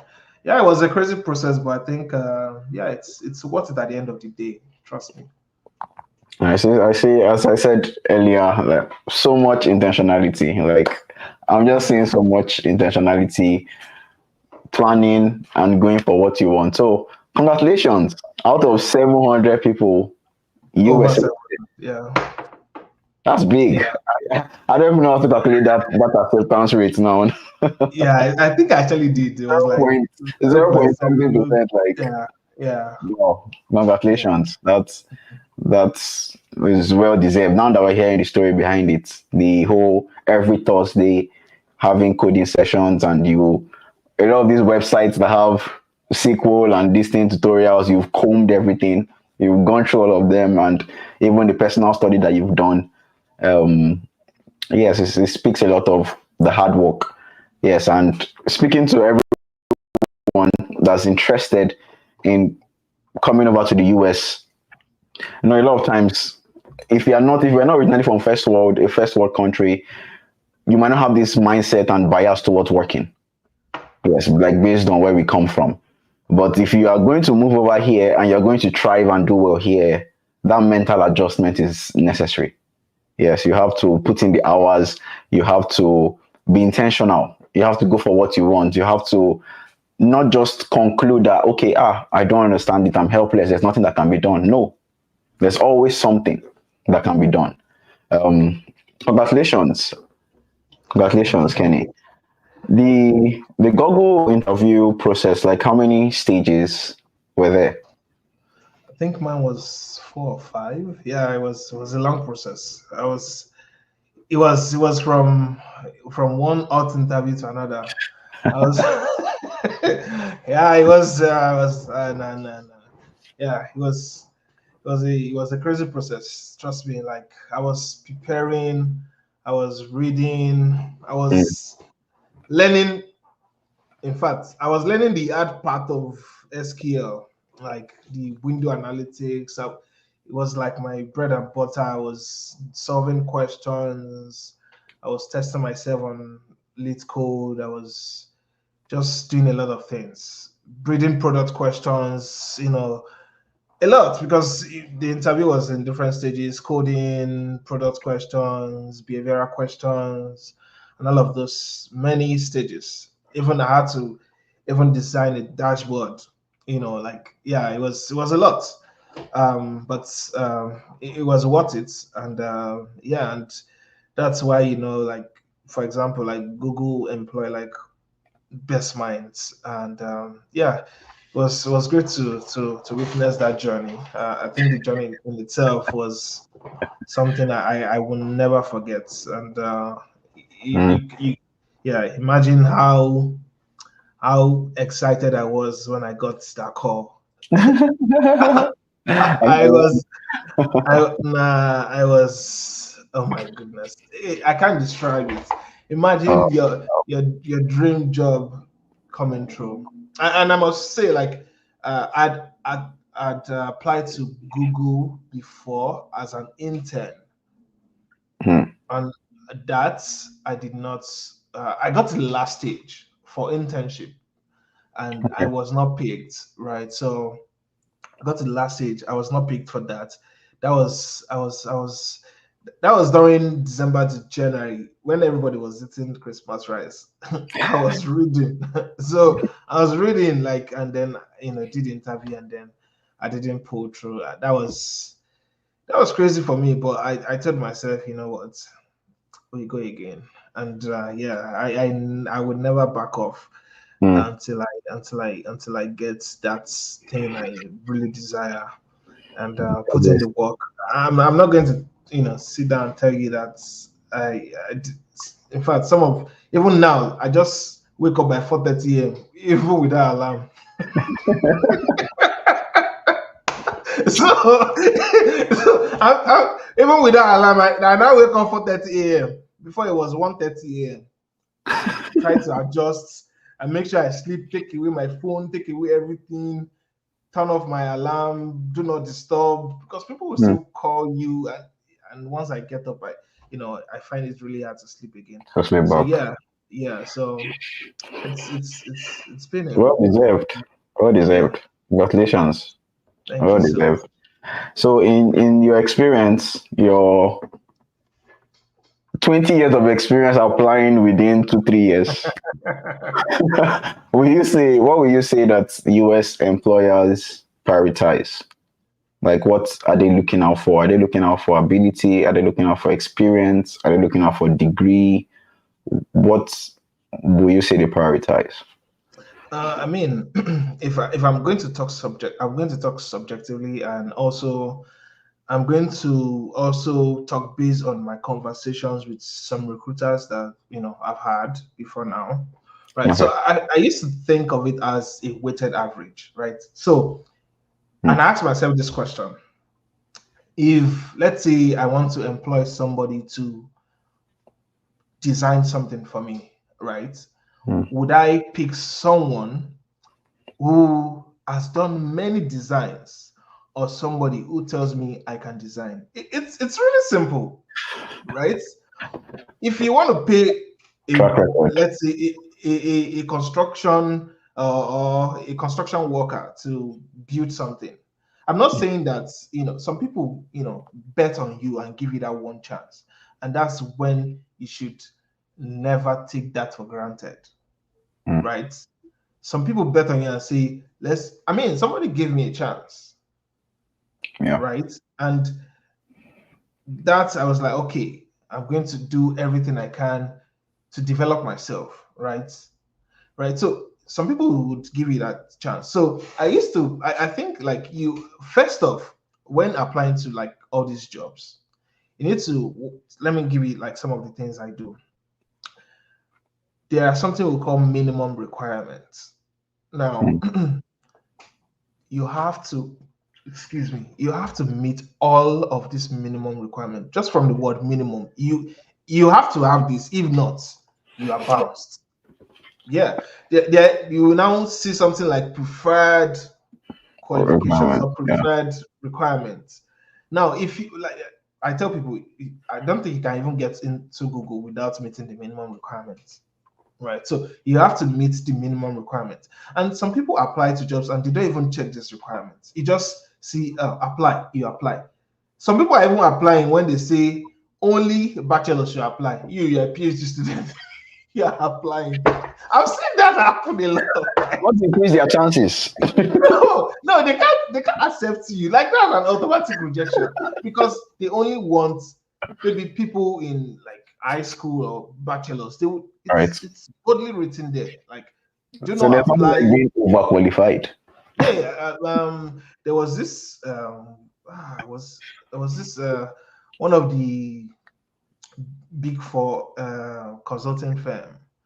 Okay, is it Deloitte PwC? There's this other one. I can't remember. You know why? But Ernest and Young, yeah, EY. KPMG. Yes, it was EY. I Okay. applied as an intern. They said I cannot come and intern with them.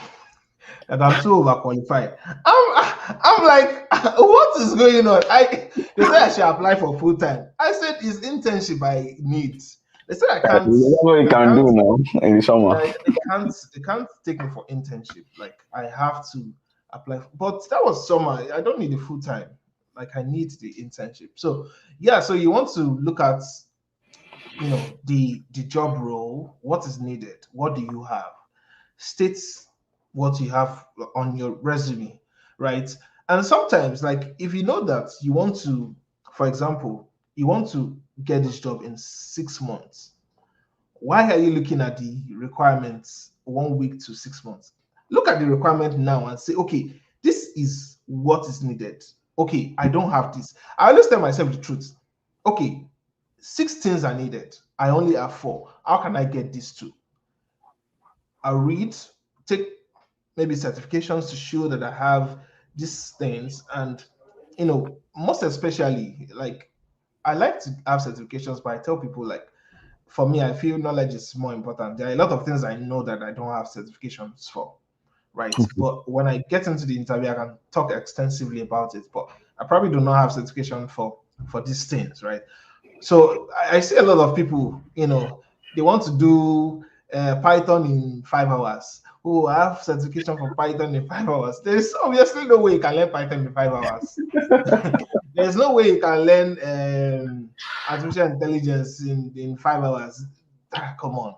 Like, so I try to tell people to go for knowledge first Mm. because that would make you distant.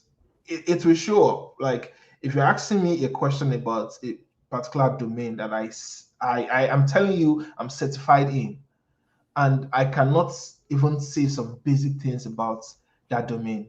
And then I'm questioning. Exactly. I'm even questioning everything you have right here. Right. Yes, because imagine you say you have 5 years experience as a data scientist or a data analyst, and you don't even know the difference between a primary key and a unique key. That's a red flag. Like you don't want to make this kind of mistakes in interviews. There are questions that even your interviewer knows that are very difficult, and they are able to even guide you and say, "Oh, do it this way." But there are some basic questions that once you miss it, it's like, okay, would prefer someone else. That's just it. So I used to think about it as your experience and some qualification, some job opportunities would say minimum qualification. So if you have maybe the bachelor's is a minimum qualification, for example, and you have a master's, that's good. So it really depends, and you want to also, how I think about resume is I'm giving somebody to read something about me without seeing me.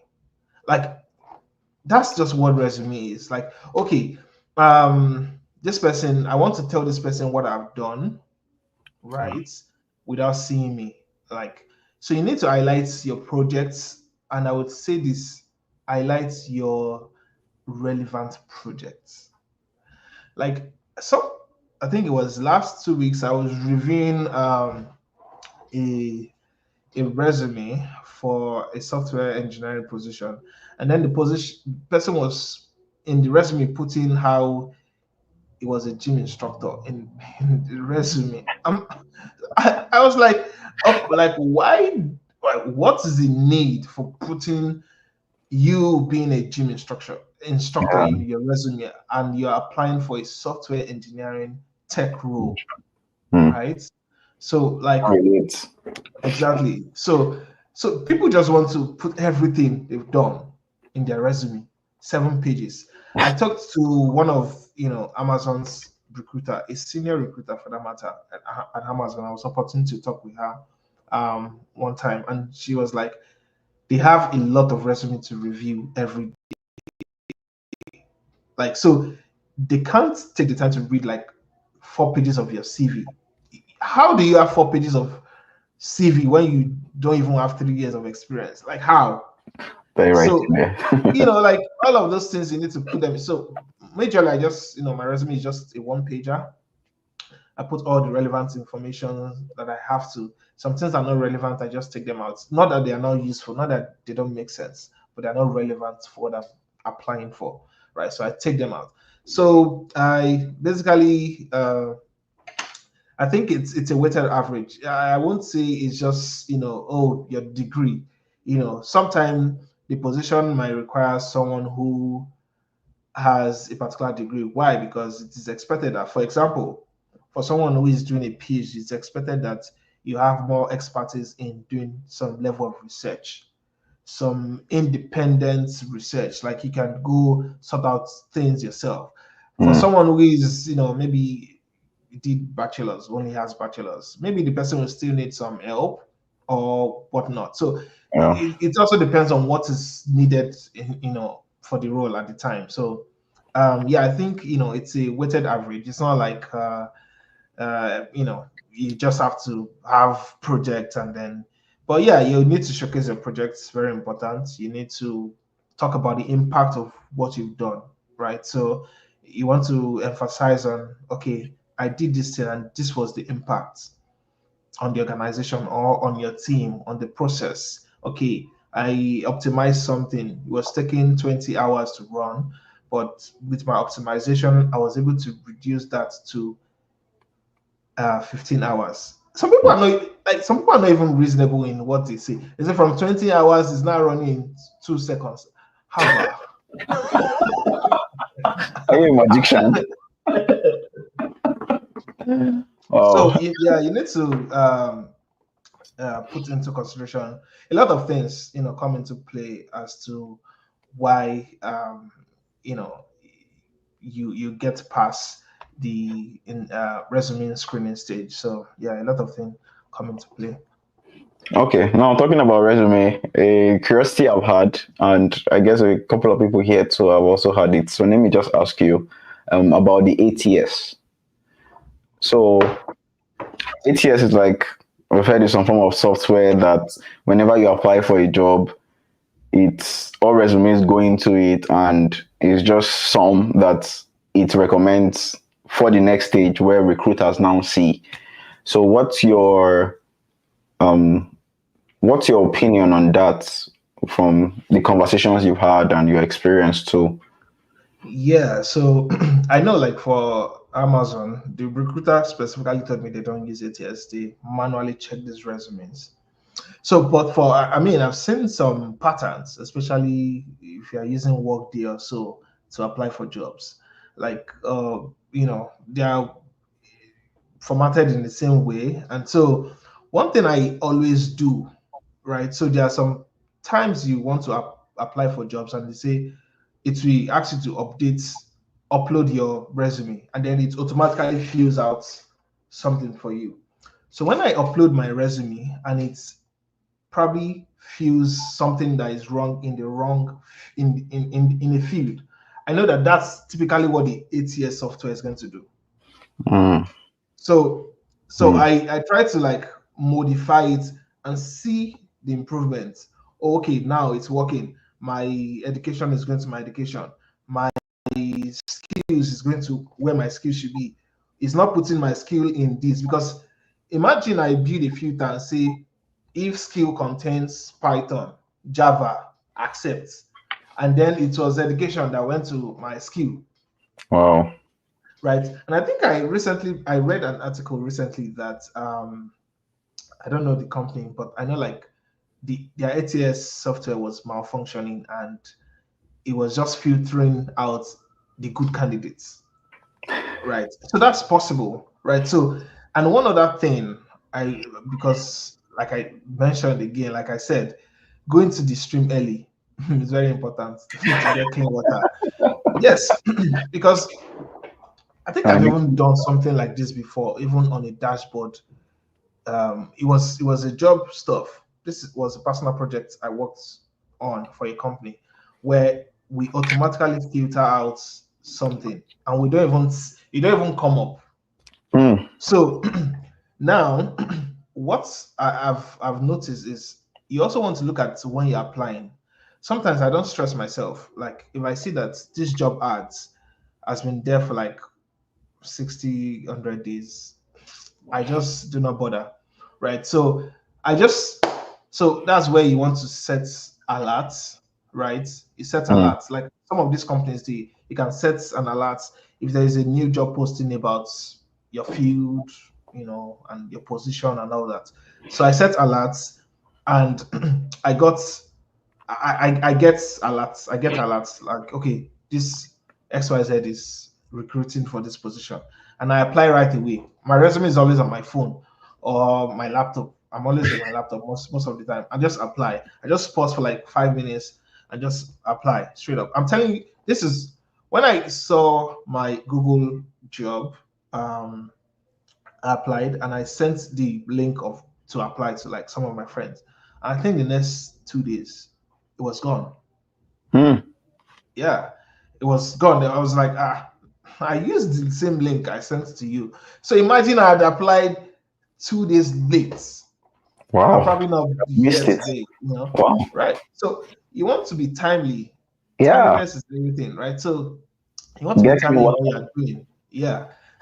So you want to be timely, like set Mm, up this, wow. because sometimes you are even applying to sometimes that's why I try to test this in and see and adjust my resume.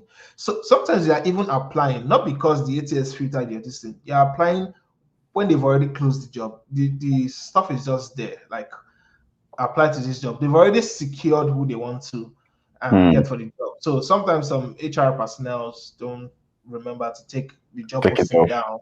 Yeah, so the HR just say, oh, application dates after these dates reject. So it's not even because your resume is not awesome. You're just applying at the wrong time. Mm, So it's like that sometimes. Like it's not like so I want to also test out these things. Like, okay, what is happening? Why is my resume getting rejected? Am I applying? Am I coming late to the party? You know, like okay, what is going on? Okay, this resume got.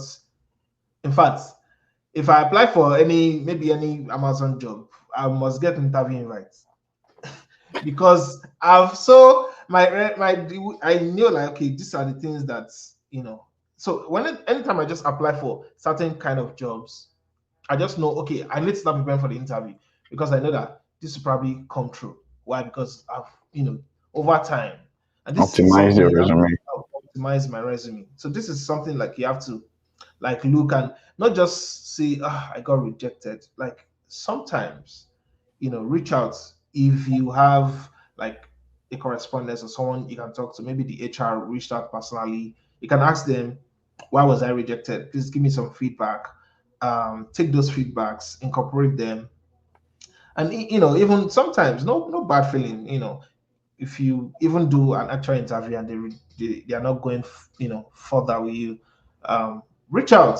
I do that. Okay, what do you think I should improve on? What should I work on? Okay, what was the answer to this question you asked me that I wasn't able to answer? What was the answer?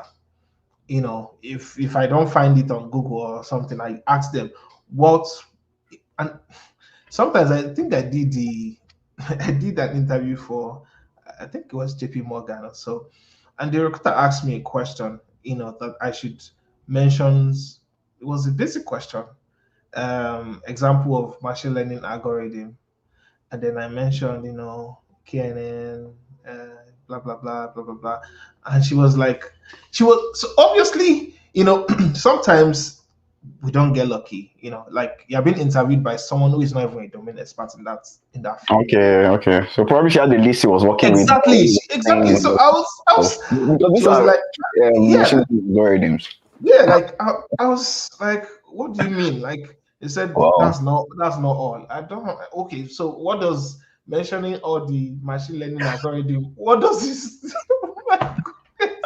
Like, okay, if I mention the 1 million, like, how does that? That's not a knowledge test, Yeah. right? So sometimes, like you're not even comfortable going ahead with the next phase of the interview because you just know, like, some of these companies are not, you know, having the right person interview you, and that's why some of us are unlucky, right? I'm telling you, like, you need to like check these things, like, okay, why exactly? You need to know why. Why am I getting these rejections? Am I being interviewed by someone who doesn't even understand what they are doing? Am I going late to the party? Um, am I including something? In fact, something like even taking off your GPA and putting it, test it. Okay, does this change anything? It's A/B testing. You're testing, you're testing and seeing. Okay, what is the result of this? Okay, oh, I'm getting more invites with this resume. Then improve on that resume. If anything changes, we see a pattern. Change back, and yeah. So that's basically Um, how I do these things. Thank you so much. I'm just curious. How many interviews would you say you've done in the US? I'm just curious if you remember. Oh, I can't put a number to it. Definitely close to, maybe it should be over. Let me see a range.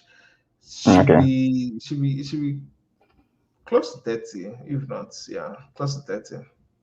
Close to And 30. these Just are just a little percent of applications because a lot of jobs you apply to, you won't um, be called for an interview. I Yeah, know. yeah, yeah. So yeah, at the point where I was testing out my resume, I was just applying. I was just applying, and I'll just see. Okay, and again, I told you I was preparing for. I like in my mind, I knew what I want, right? Like I wanted to intern or work at these FANG companies, these big guys. So I was, applying, going for interview questions. In fact, I got some response, but they were saying, they can't file for me, which was painful, but yeah, it was an experience. Yeah, I remember one day I'd already gotten the offer. I think that was Pinterest. So yeah, I did gotten the offer, and then the call to, oh, are we going to sponsor you? And I was like, yes. And then they withdrew that.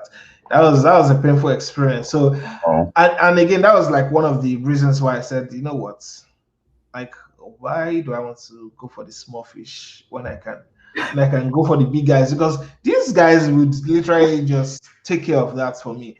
So I was like, yes. okay, instead of this circle of, oh, I get a job, you retract it because You you can can't sponsor sponsor, my blah work visa. blah. And all that. I was okay. I would not just bother about that. I would just improve myself to the limit I can, possibly, go, and then reach out and apply for, the big guys. So I won't have to bother about immigration and sponsoring and those things. All That's that. that's a big challenge for international students. I must say, like, it's crazy over here, but you just have to Yeah. do what you have to do. And yeah, I think it's worth it at the end of the day, to really go all in. And yeah, having a job was my only option. I was never going to do a PhD. I'm sorry. I'm sorry. That was my only option. Was I having a had job. I had no plan. Like I worked like it's either this or this. Like there was no this or that. Like that was my only option because I don't think I was going to enjoy doing a PhD at this time. Yeah, I did thesis, and shout out to um, Professor Saka, like one of the professors I respect so much. She's awesome, And even I became a PhD thesis, student. Was I walked up to her in a class and I just told her, Professor Saka, I want to do my thesis, you know, with you. That was like the first semester I came to Bowling Green. My Mm. first semester. Yeah, I went to meet her. I was like, I want to do my thesis with you. And she said, I don't know you. Who are you? Who are you? I only say in class that it's not time, and yeah, if you have to do your thesis with me, I need to know that you are capable. I was like, okay, okay. And then I was in a class answering questions, doing even explaining to some of my other colleagues, and she was saying that Mm, this okay. guy. Okay. Then she reached out to me that would you still like to be my? I said, oh, Oh, yes. wow. I said, okay. So she reached out to me and was like, would you like to be my student? I would like, would you still love to, you Mm, know? I was like, yes, yes, why not? Let's go. And yeah, I started it, and it was a process that I really cherish because it opened my eyes to doing a lot of difficult things. My goodness, I did a lot of difficult things. I learned. writing a I thesis. Yeah, it was. I wrote a thesis. It was world class thesis. Yeah, yeah. Stretching It a was. It thesis. was a. It was a painful process, but I'll do it over and over again, and with Dr. Saka over and over again. Yeah. Mm, So yeah. wow. Thank you so much, so much. You've covered today so much. Thank you, thank you. From your story, if I'm just to summarize, it's dream big, have a destination, have a goal, have something that you want. Make an initial attempt for it. So you don't just say, okay, this is what I want, and when it's time, 10 years time, 15 years time, you now get it. No, make an initial attempt. Then see, what do I have? What don't I have? Where's the gap? Why can't I get this thing now? Then Mhm. put in the work to fill up that gap. Yes. So I think. I'm Yeah. seeing a lot of that. Yeah, I think people should see it's. I tell people when I mentor people and I meet people, I tell people, see, if you understand your deficiency, that's the first point. Okay, I'm not good at Python. I'm not good at coding. I'm not good at this. I'm not good at that. It's good that you understand that you're not good at it. Right? Okay, how do you move from not being good at it to being great at it? Mhm. Right? And that takes. I'm not going to, mince words for you. That takes a lot of dedication, intentionality, like you said, focus, and all of that. Like it was because I knew I wanted to do a thesis. I knew that the thesis I did in Nigeria was. I mean, I took it seriously, but I've seen the things people do here, Mm, right? This is not where you go and copy from the internet or something. You write thinking. You approach problem by thinking about solving a problem, right? yeah. So yeah, that was why it's like, okay, I'm going to do 5 courses. This is not play. This is you have to bear that pain. You have to go through that pain. Like I'm going to do 5 courses. In my next semester, I did another 4. That was crazy, right? So, and yeah, and I'm proud to tell you, I had A's in all of them, right? So, apart from my Congratulations. first semester, that I had a B. Oh my goodness. So yeah, like you have to take that, understand that. Okay, I don't. At some point, when I got into the US, I've never used R in my life. Mm, I don't even know how to download R data, how to even import R data, how to use R Studio. I have zero idea, but I always try to do something. So before the semester started, I always ask questions. I think I asked. You gave me all the videos. You Yeah. remember? Yes. Yes. Yes. He gave me videos. You remember? So I asked, okay, what do they use?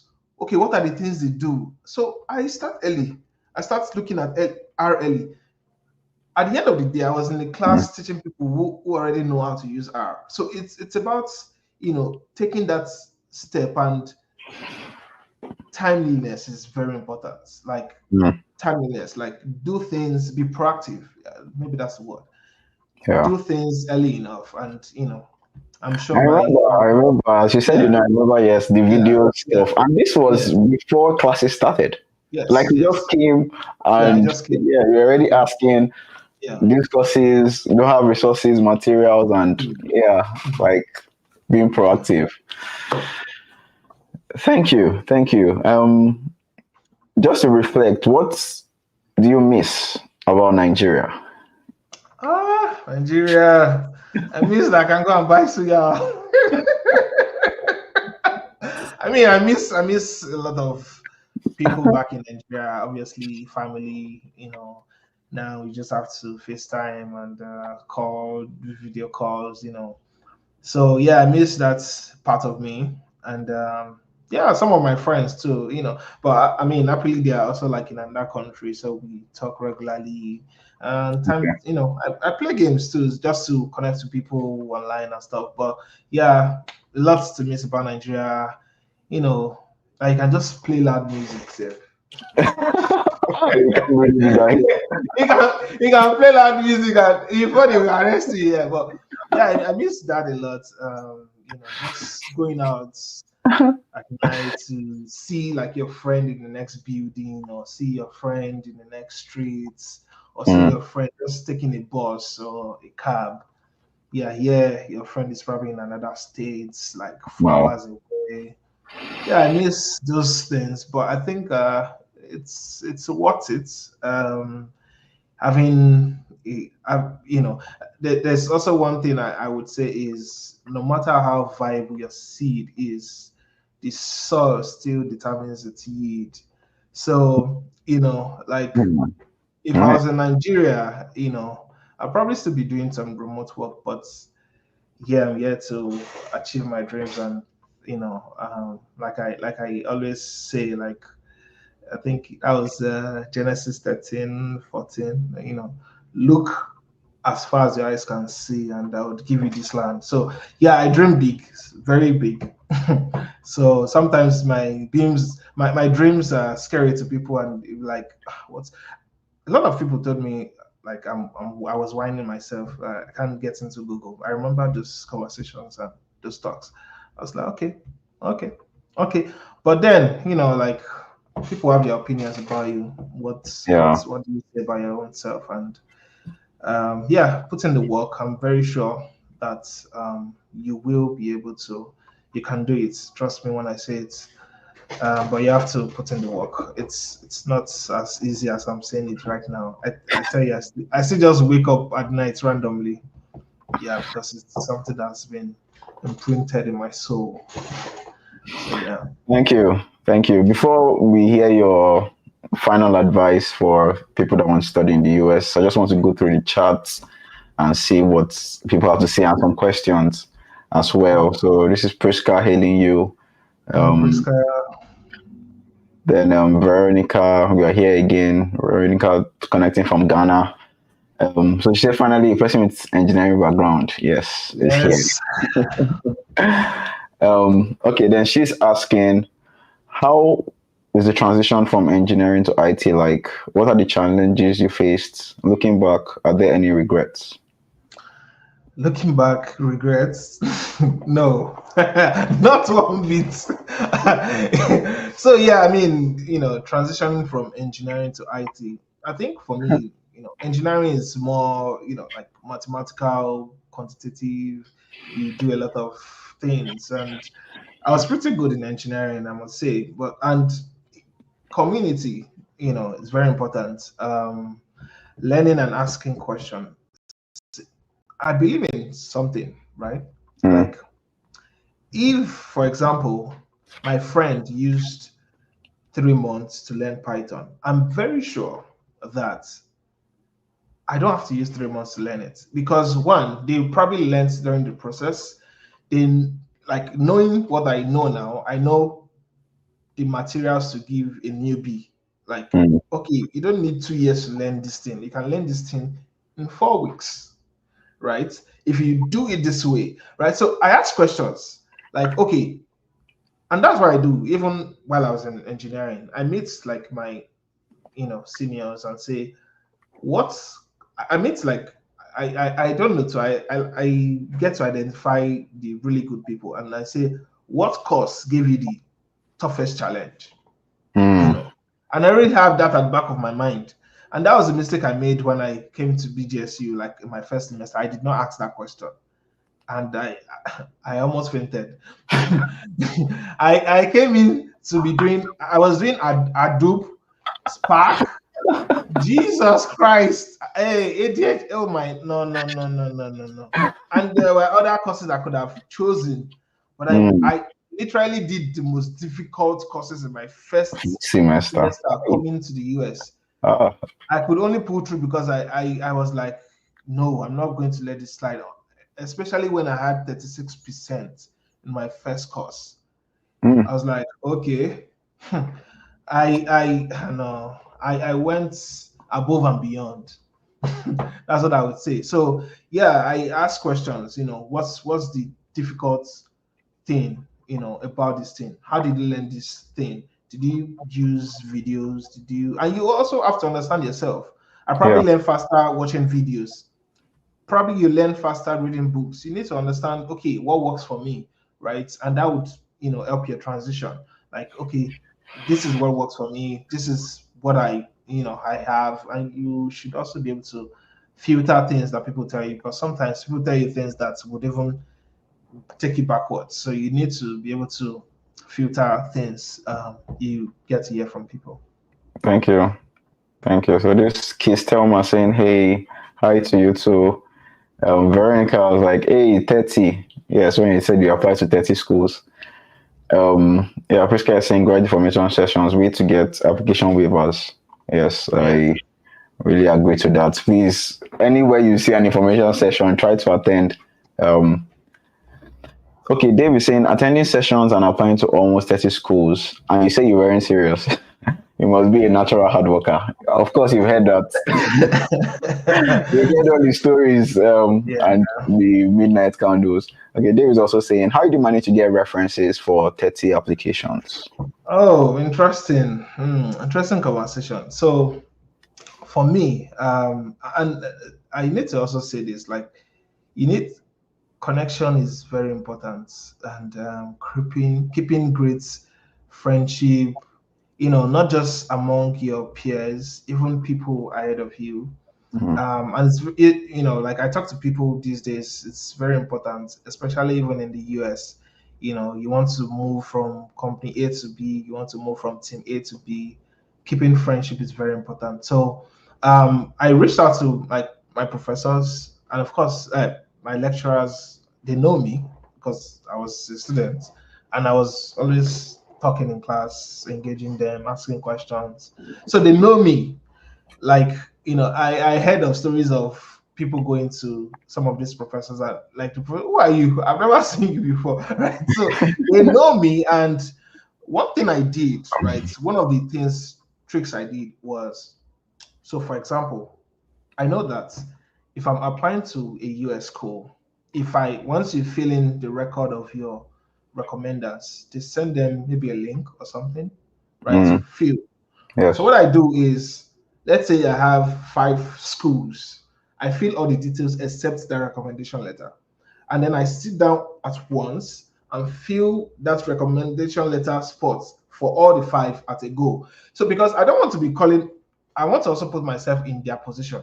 Imagine I call you today, please, I need recommendation letter. Tomorrow I call you, like, what does this boy think I don't have a job or something? Mm, So I try to like fill those details, maybe like 5 at once or 4, and I say, oh, I've sent over some recommendation, and then they see, this boy 4 again, they will feel it. But it's that way, it was better for me than sending one every One. week. So That I makes was sense. also like very strategic about like what I was doing. So I was also looking at the time I was sending those emails and recommendation this thing. If it's in the morning where they would see it, or if Mm, it's I was actually very strategic in all those things, and that's why I talk about timeliness. Like you don't want to be sending a grad code here when they have strict deadlines to meet about, please, is there an offer, is there, like, you want to send them maybe when the semester is just starting for next semester. You want to send them when they have a lot of time to like reply you, sometimes even get on a GVC, a call with you, sometimes. So it's very important that you're just being strategic about some of those things. Thank you. Veronica is asking, how many schools did you finally submit your applications to, like out of the 30? I honestly cannot remember, because, and that's what I help people to do now when I'm mentoring people. I help them to, the first thing, I want you to track these applications. I was not tracking the applications. Sometimes when they don't give me waiver, I just leave it. I'm on to the next. If Okay. they ask for West evaluation, I just abandon it. So it was probably a few that gave me admission and I deferred it, maybe like five, and I deferred it. And even the ones that I deferred, sometimes I don't even remember, which is not nice. But I told you that it was a friend that reached out to me and said, Kenny, what's up with this school? I was like, that's true. And then I reached out. I just do some search on my Gmail, the name of the school, and then popped up and followed up with the conversation. Okay. Dave says you have a great sense of humor. Yes, it sure Thank you does. so much. Um, okay, Vicky Pauls is asking, how did you get to join the WhatsApp groups? Yeah, asking people who have gone before you, they will definitely have this kind of support. It's actually very important to have this kind of support, because you get to read some people's visa interview transcripts. You get to see the way people are applying. You get to see a lot of things. So just ask, like, I think some of those group I left them already, because it's a lot of messages. Excuse me. So yeah, you can ask people who recently migrated to like these countries and ask them, do you have like a community you can share, and then they can add it to all these groups. All right. So that makes so much sense because they are here. So Mhm. there was a process they had to go through to get here. So they might as well help you. Yeah. Yes, they are the very best people to ask. Okay, Priska is saying so much intentionality. Yes, I couldn't say that enough. Akutech, you've lifted my spirits and I'm optimistic about my own visa in 2025 to be positive. Inshallah. Oh, Okay. glad, We glad wish you about the that. very best, Akutech. Veronica is saying hard work pays. And she's also saying congratulations. Thank you. Saying is sending love. Um, thank you Nzube, for always giving us incredible guests. Yes, thank you for joining us today. um, Kenny, spilling some proverbial wisdom. Yes, I've gotten one that I always hold on to. You get to the lake early, you get clean water. So good. All right, so here's a question for you. Mustafa is saying, how much did you spend in total getting to the US? I remember you mentioned that a couple of these exams they were paid for you. So and you got a lot of application fee waivers. So like how much would you say you spent?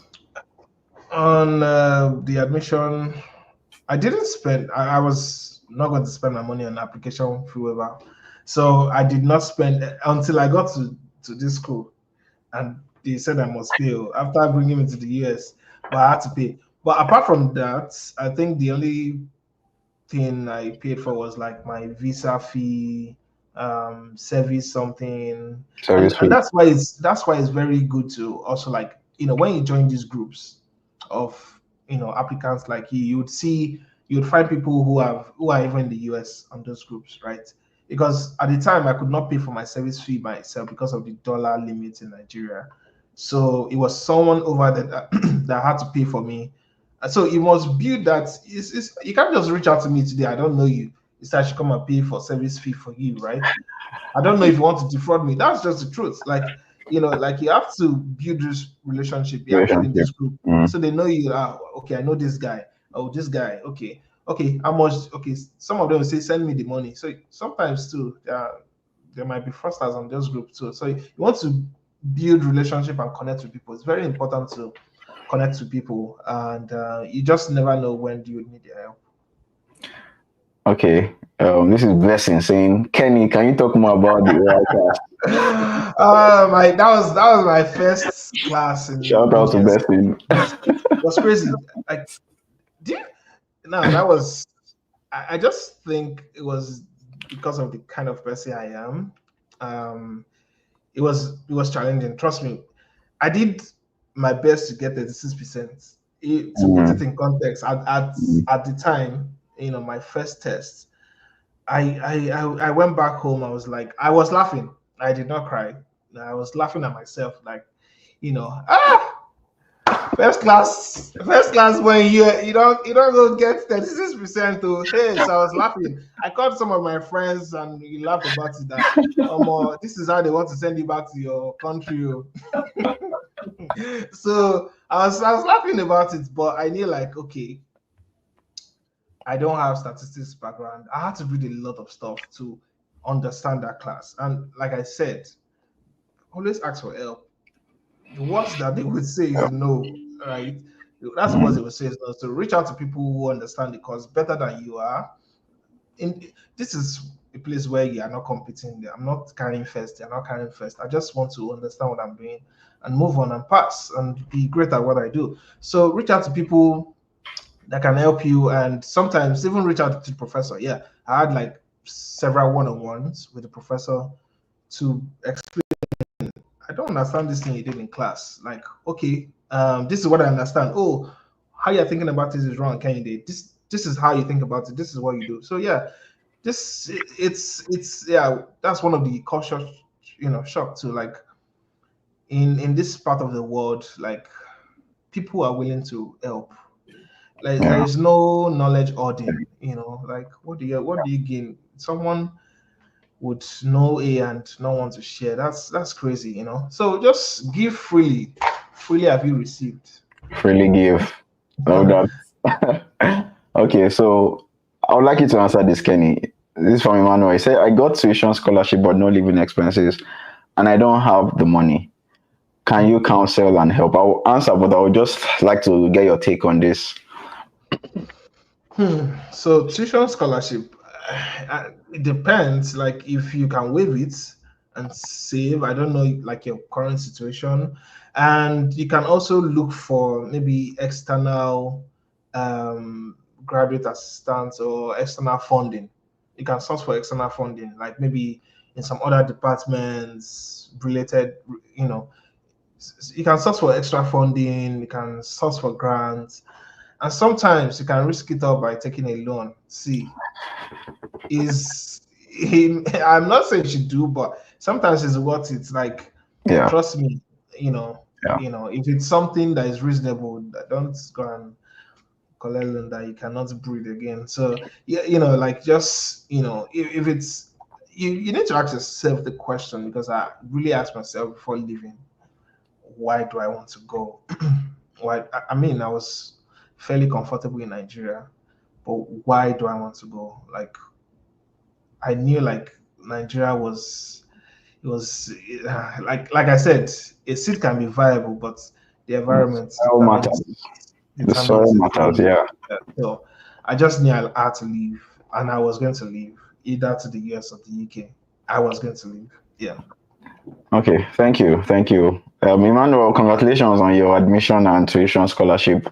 I would recommend Blessing just asked a question in the chat. So 2 episodes ago, Blessing, that's episode 6. I would advise you watch it because he spoke extensively about getting scholarships and what that process looks like. So reaching out to your program coordinator, going to the websites where they have the listing of available grant assistantships and reaching out to the people there. Like, you have to put in the work.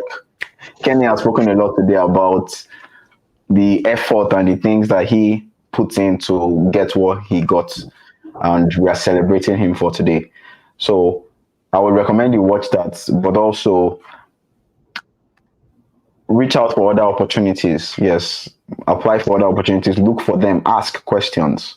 Like students that in your program, the program that you got admitted into, reach out to them on LinkedIn, build a relationship, and then ask what are the available scholarships, grad assistantships, and they would be able to advise as well. All right. So Blessing is also asking, so what would the advice be to someone who wants to stick to one plan like you did? Because I remember Blessing during his session, he spoke about having plan A, B, C, but you had only one plan to get a job after. So that kind of person, what would your advice be?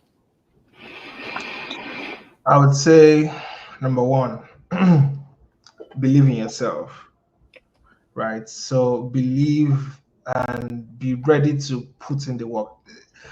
And I'm saying this like, there's some night I did not sleep. I'm telling you, there's some night I slept over in school. I mean, like I have friends here who could. I slept over in school, I can and get this. yes, so I slept over in school. I was reading. I was doing a lot of things. You have to put in the hours. See, the difference between what you don't know and what you know is the time you've put into that thing, and how much you know it is the time you've dedicated to it. Even if you are learning it, Please say if it you are again. Please say it again. That's so good. the difference between what you don't know and what you currently know is the time you've put into it. So Hmm. that's just the fact. So if you know that, okay, this is my only option, it's a no-brainer. You have to do everything possible Hmm. to make sure that you achieve that thing. So and it's totally fine. And I tell people, it's totally fine not to even have a clue, right? But be ready to reach out, learn. Okay, what do I need to do? Okay, I need to do. And I tell people, okay, you want to travel out. Okay, in the next 1 year, do you have a transcript? No. Do you have Right. your SOP? No. Do you have your resume? No. What schools are you applying to? You have no idea.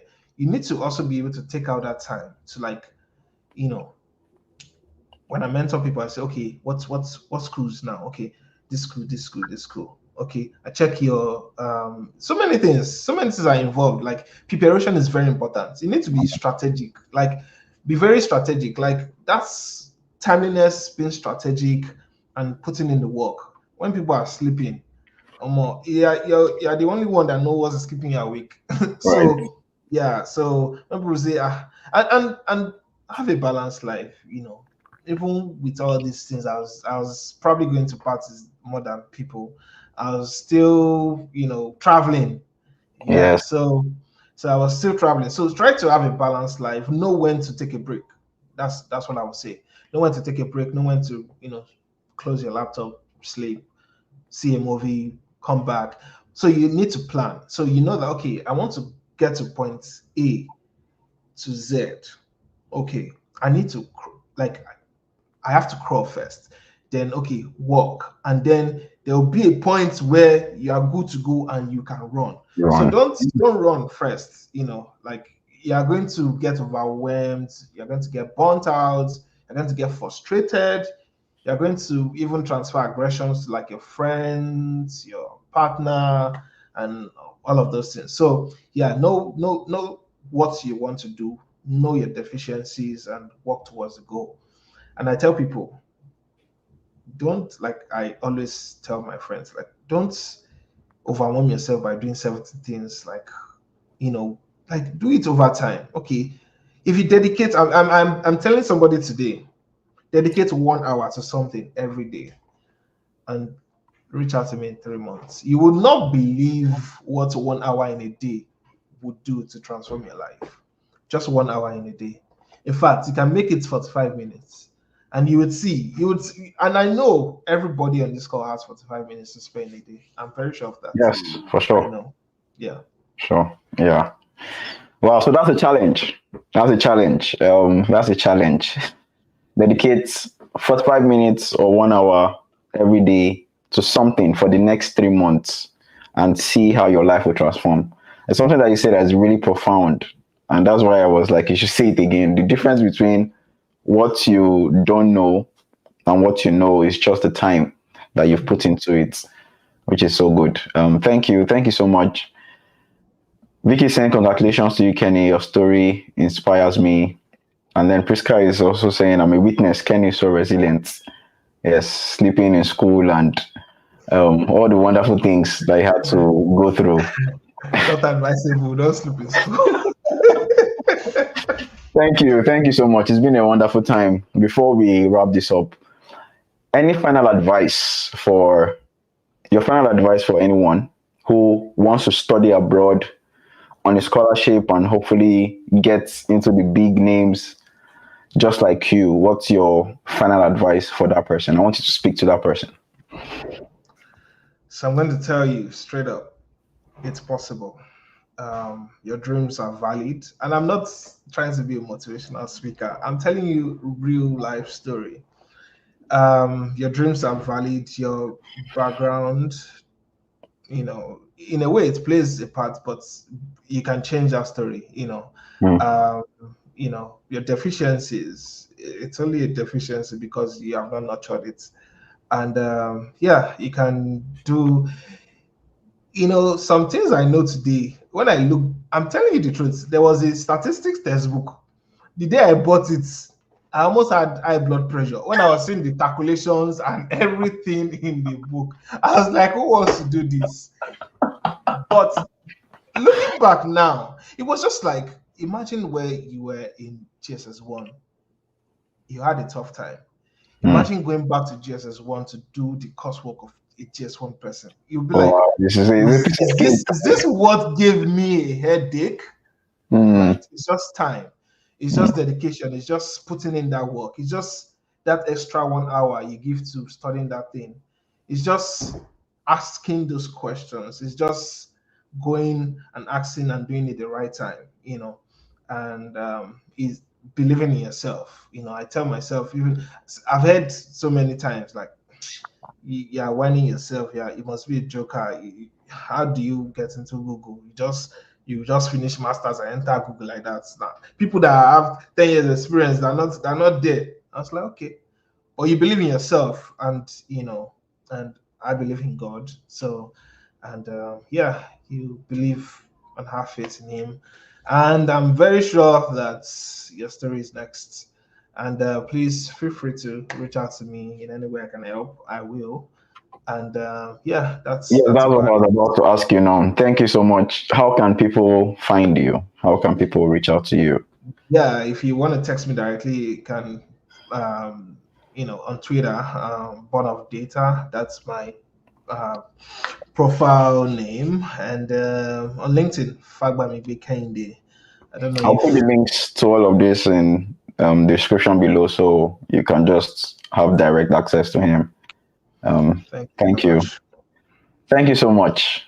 It's been an extensive and probably the longest episode so far. Oh, did I break Blessing's record?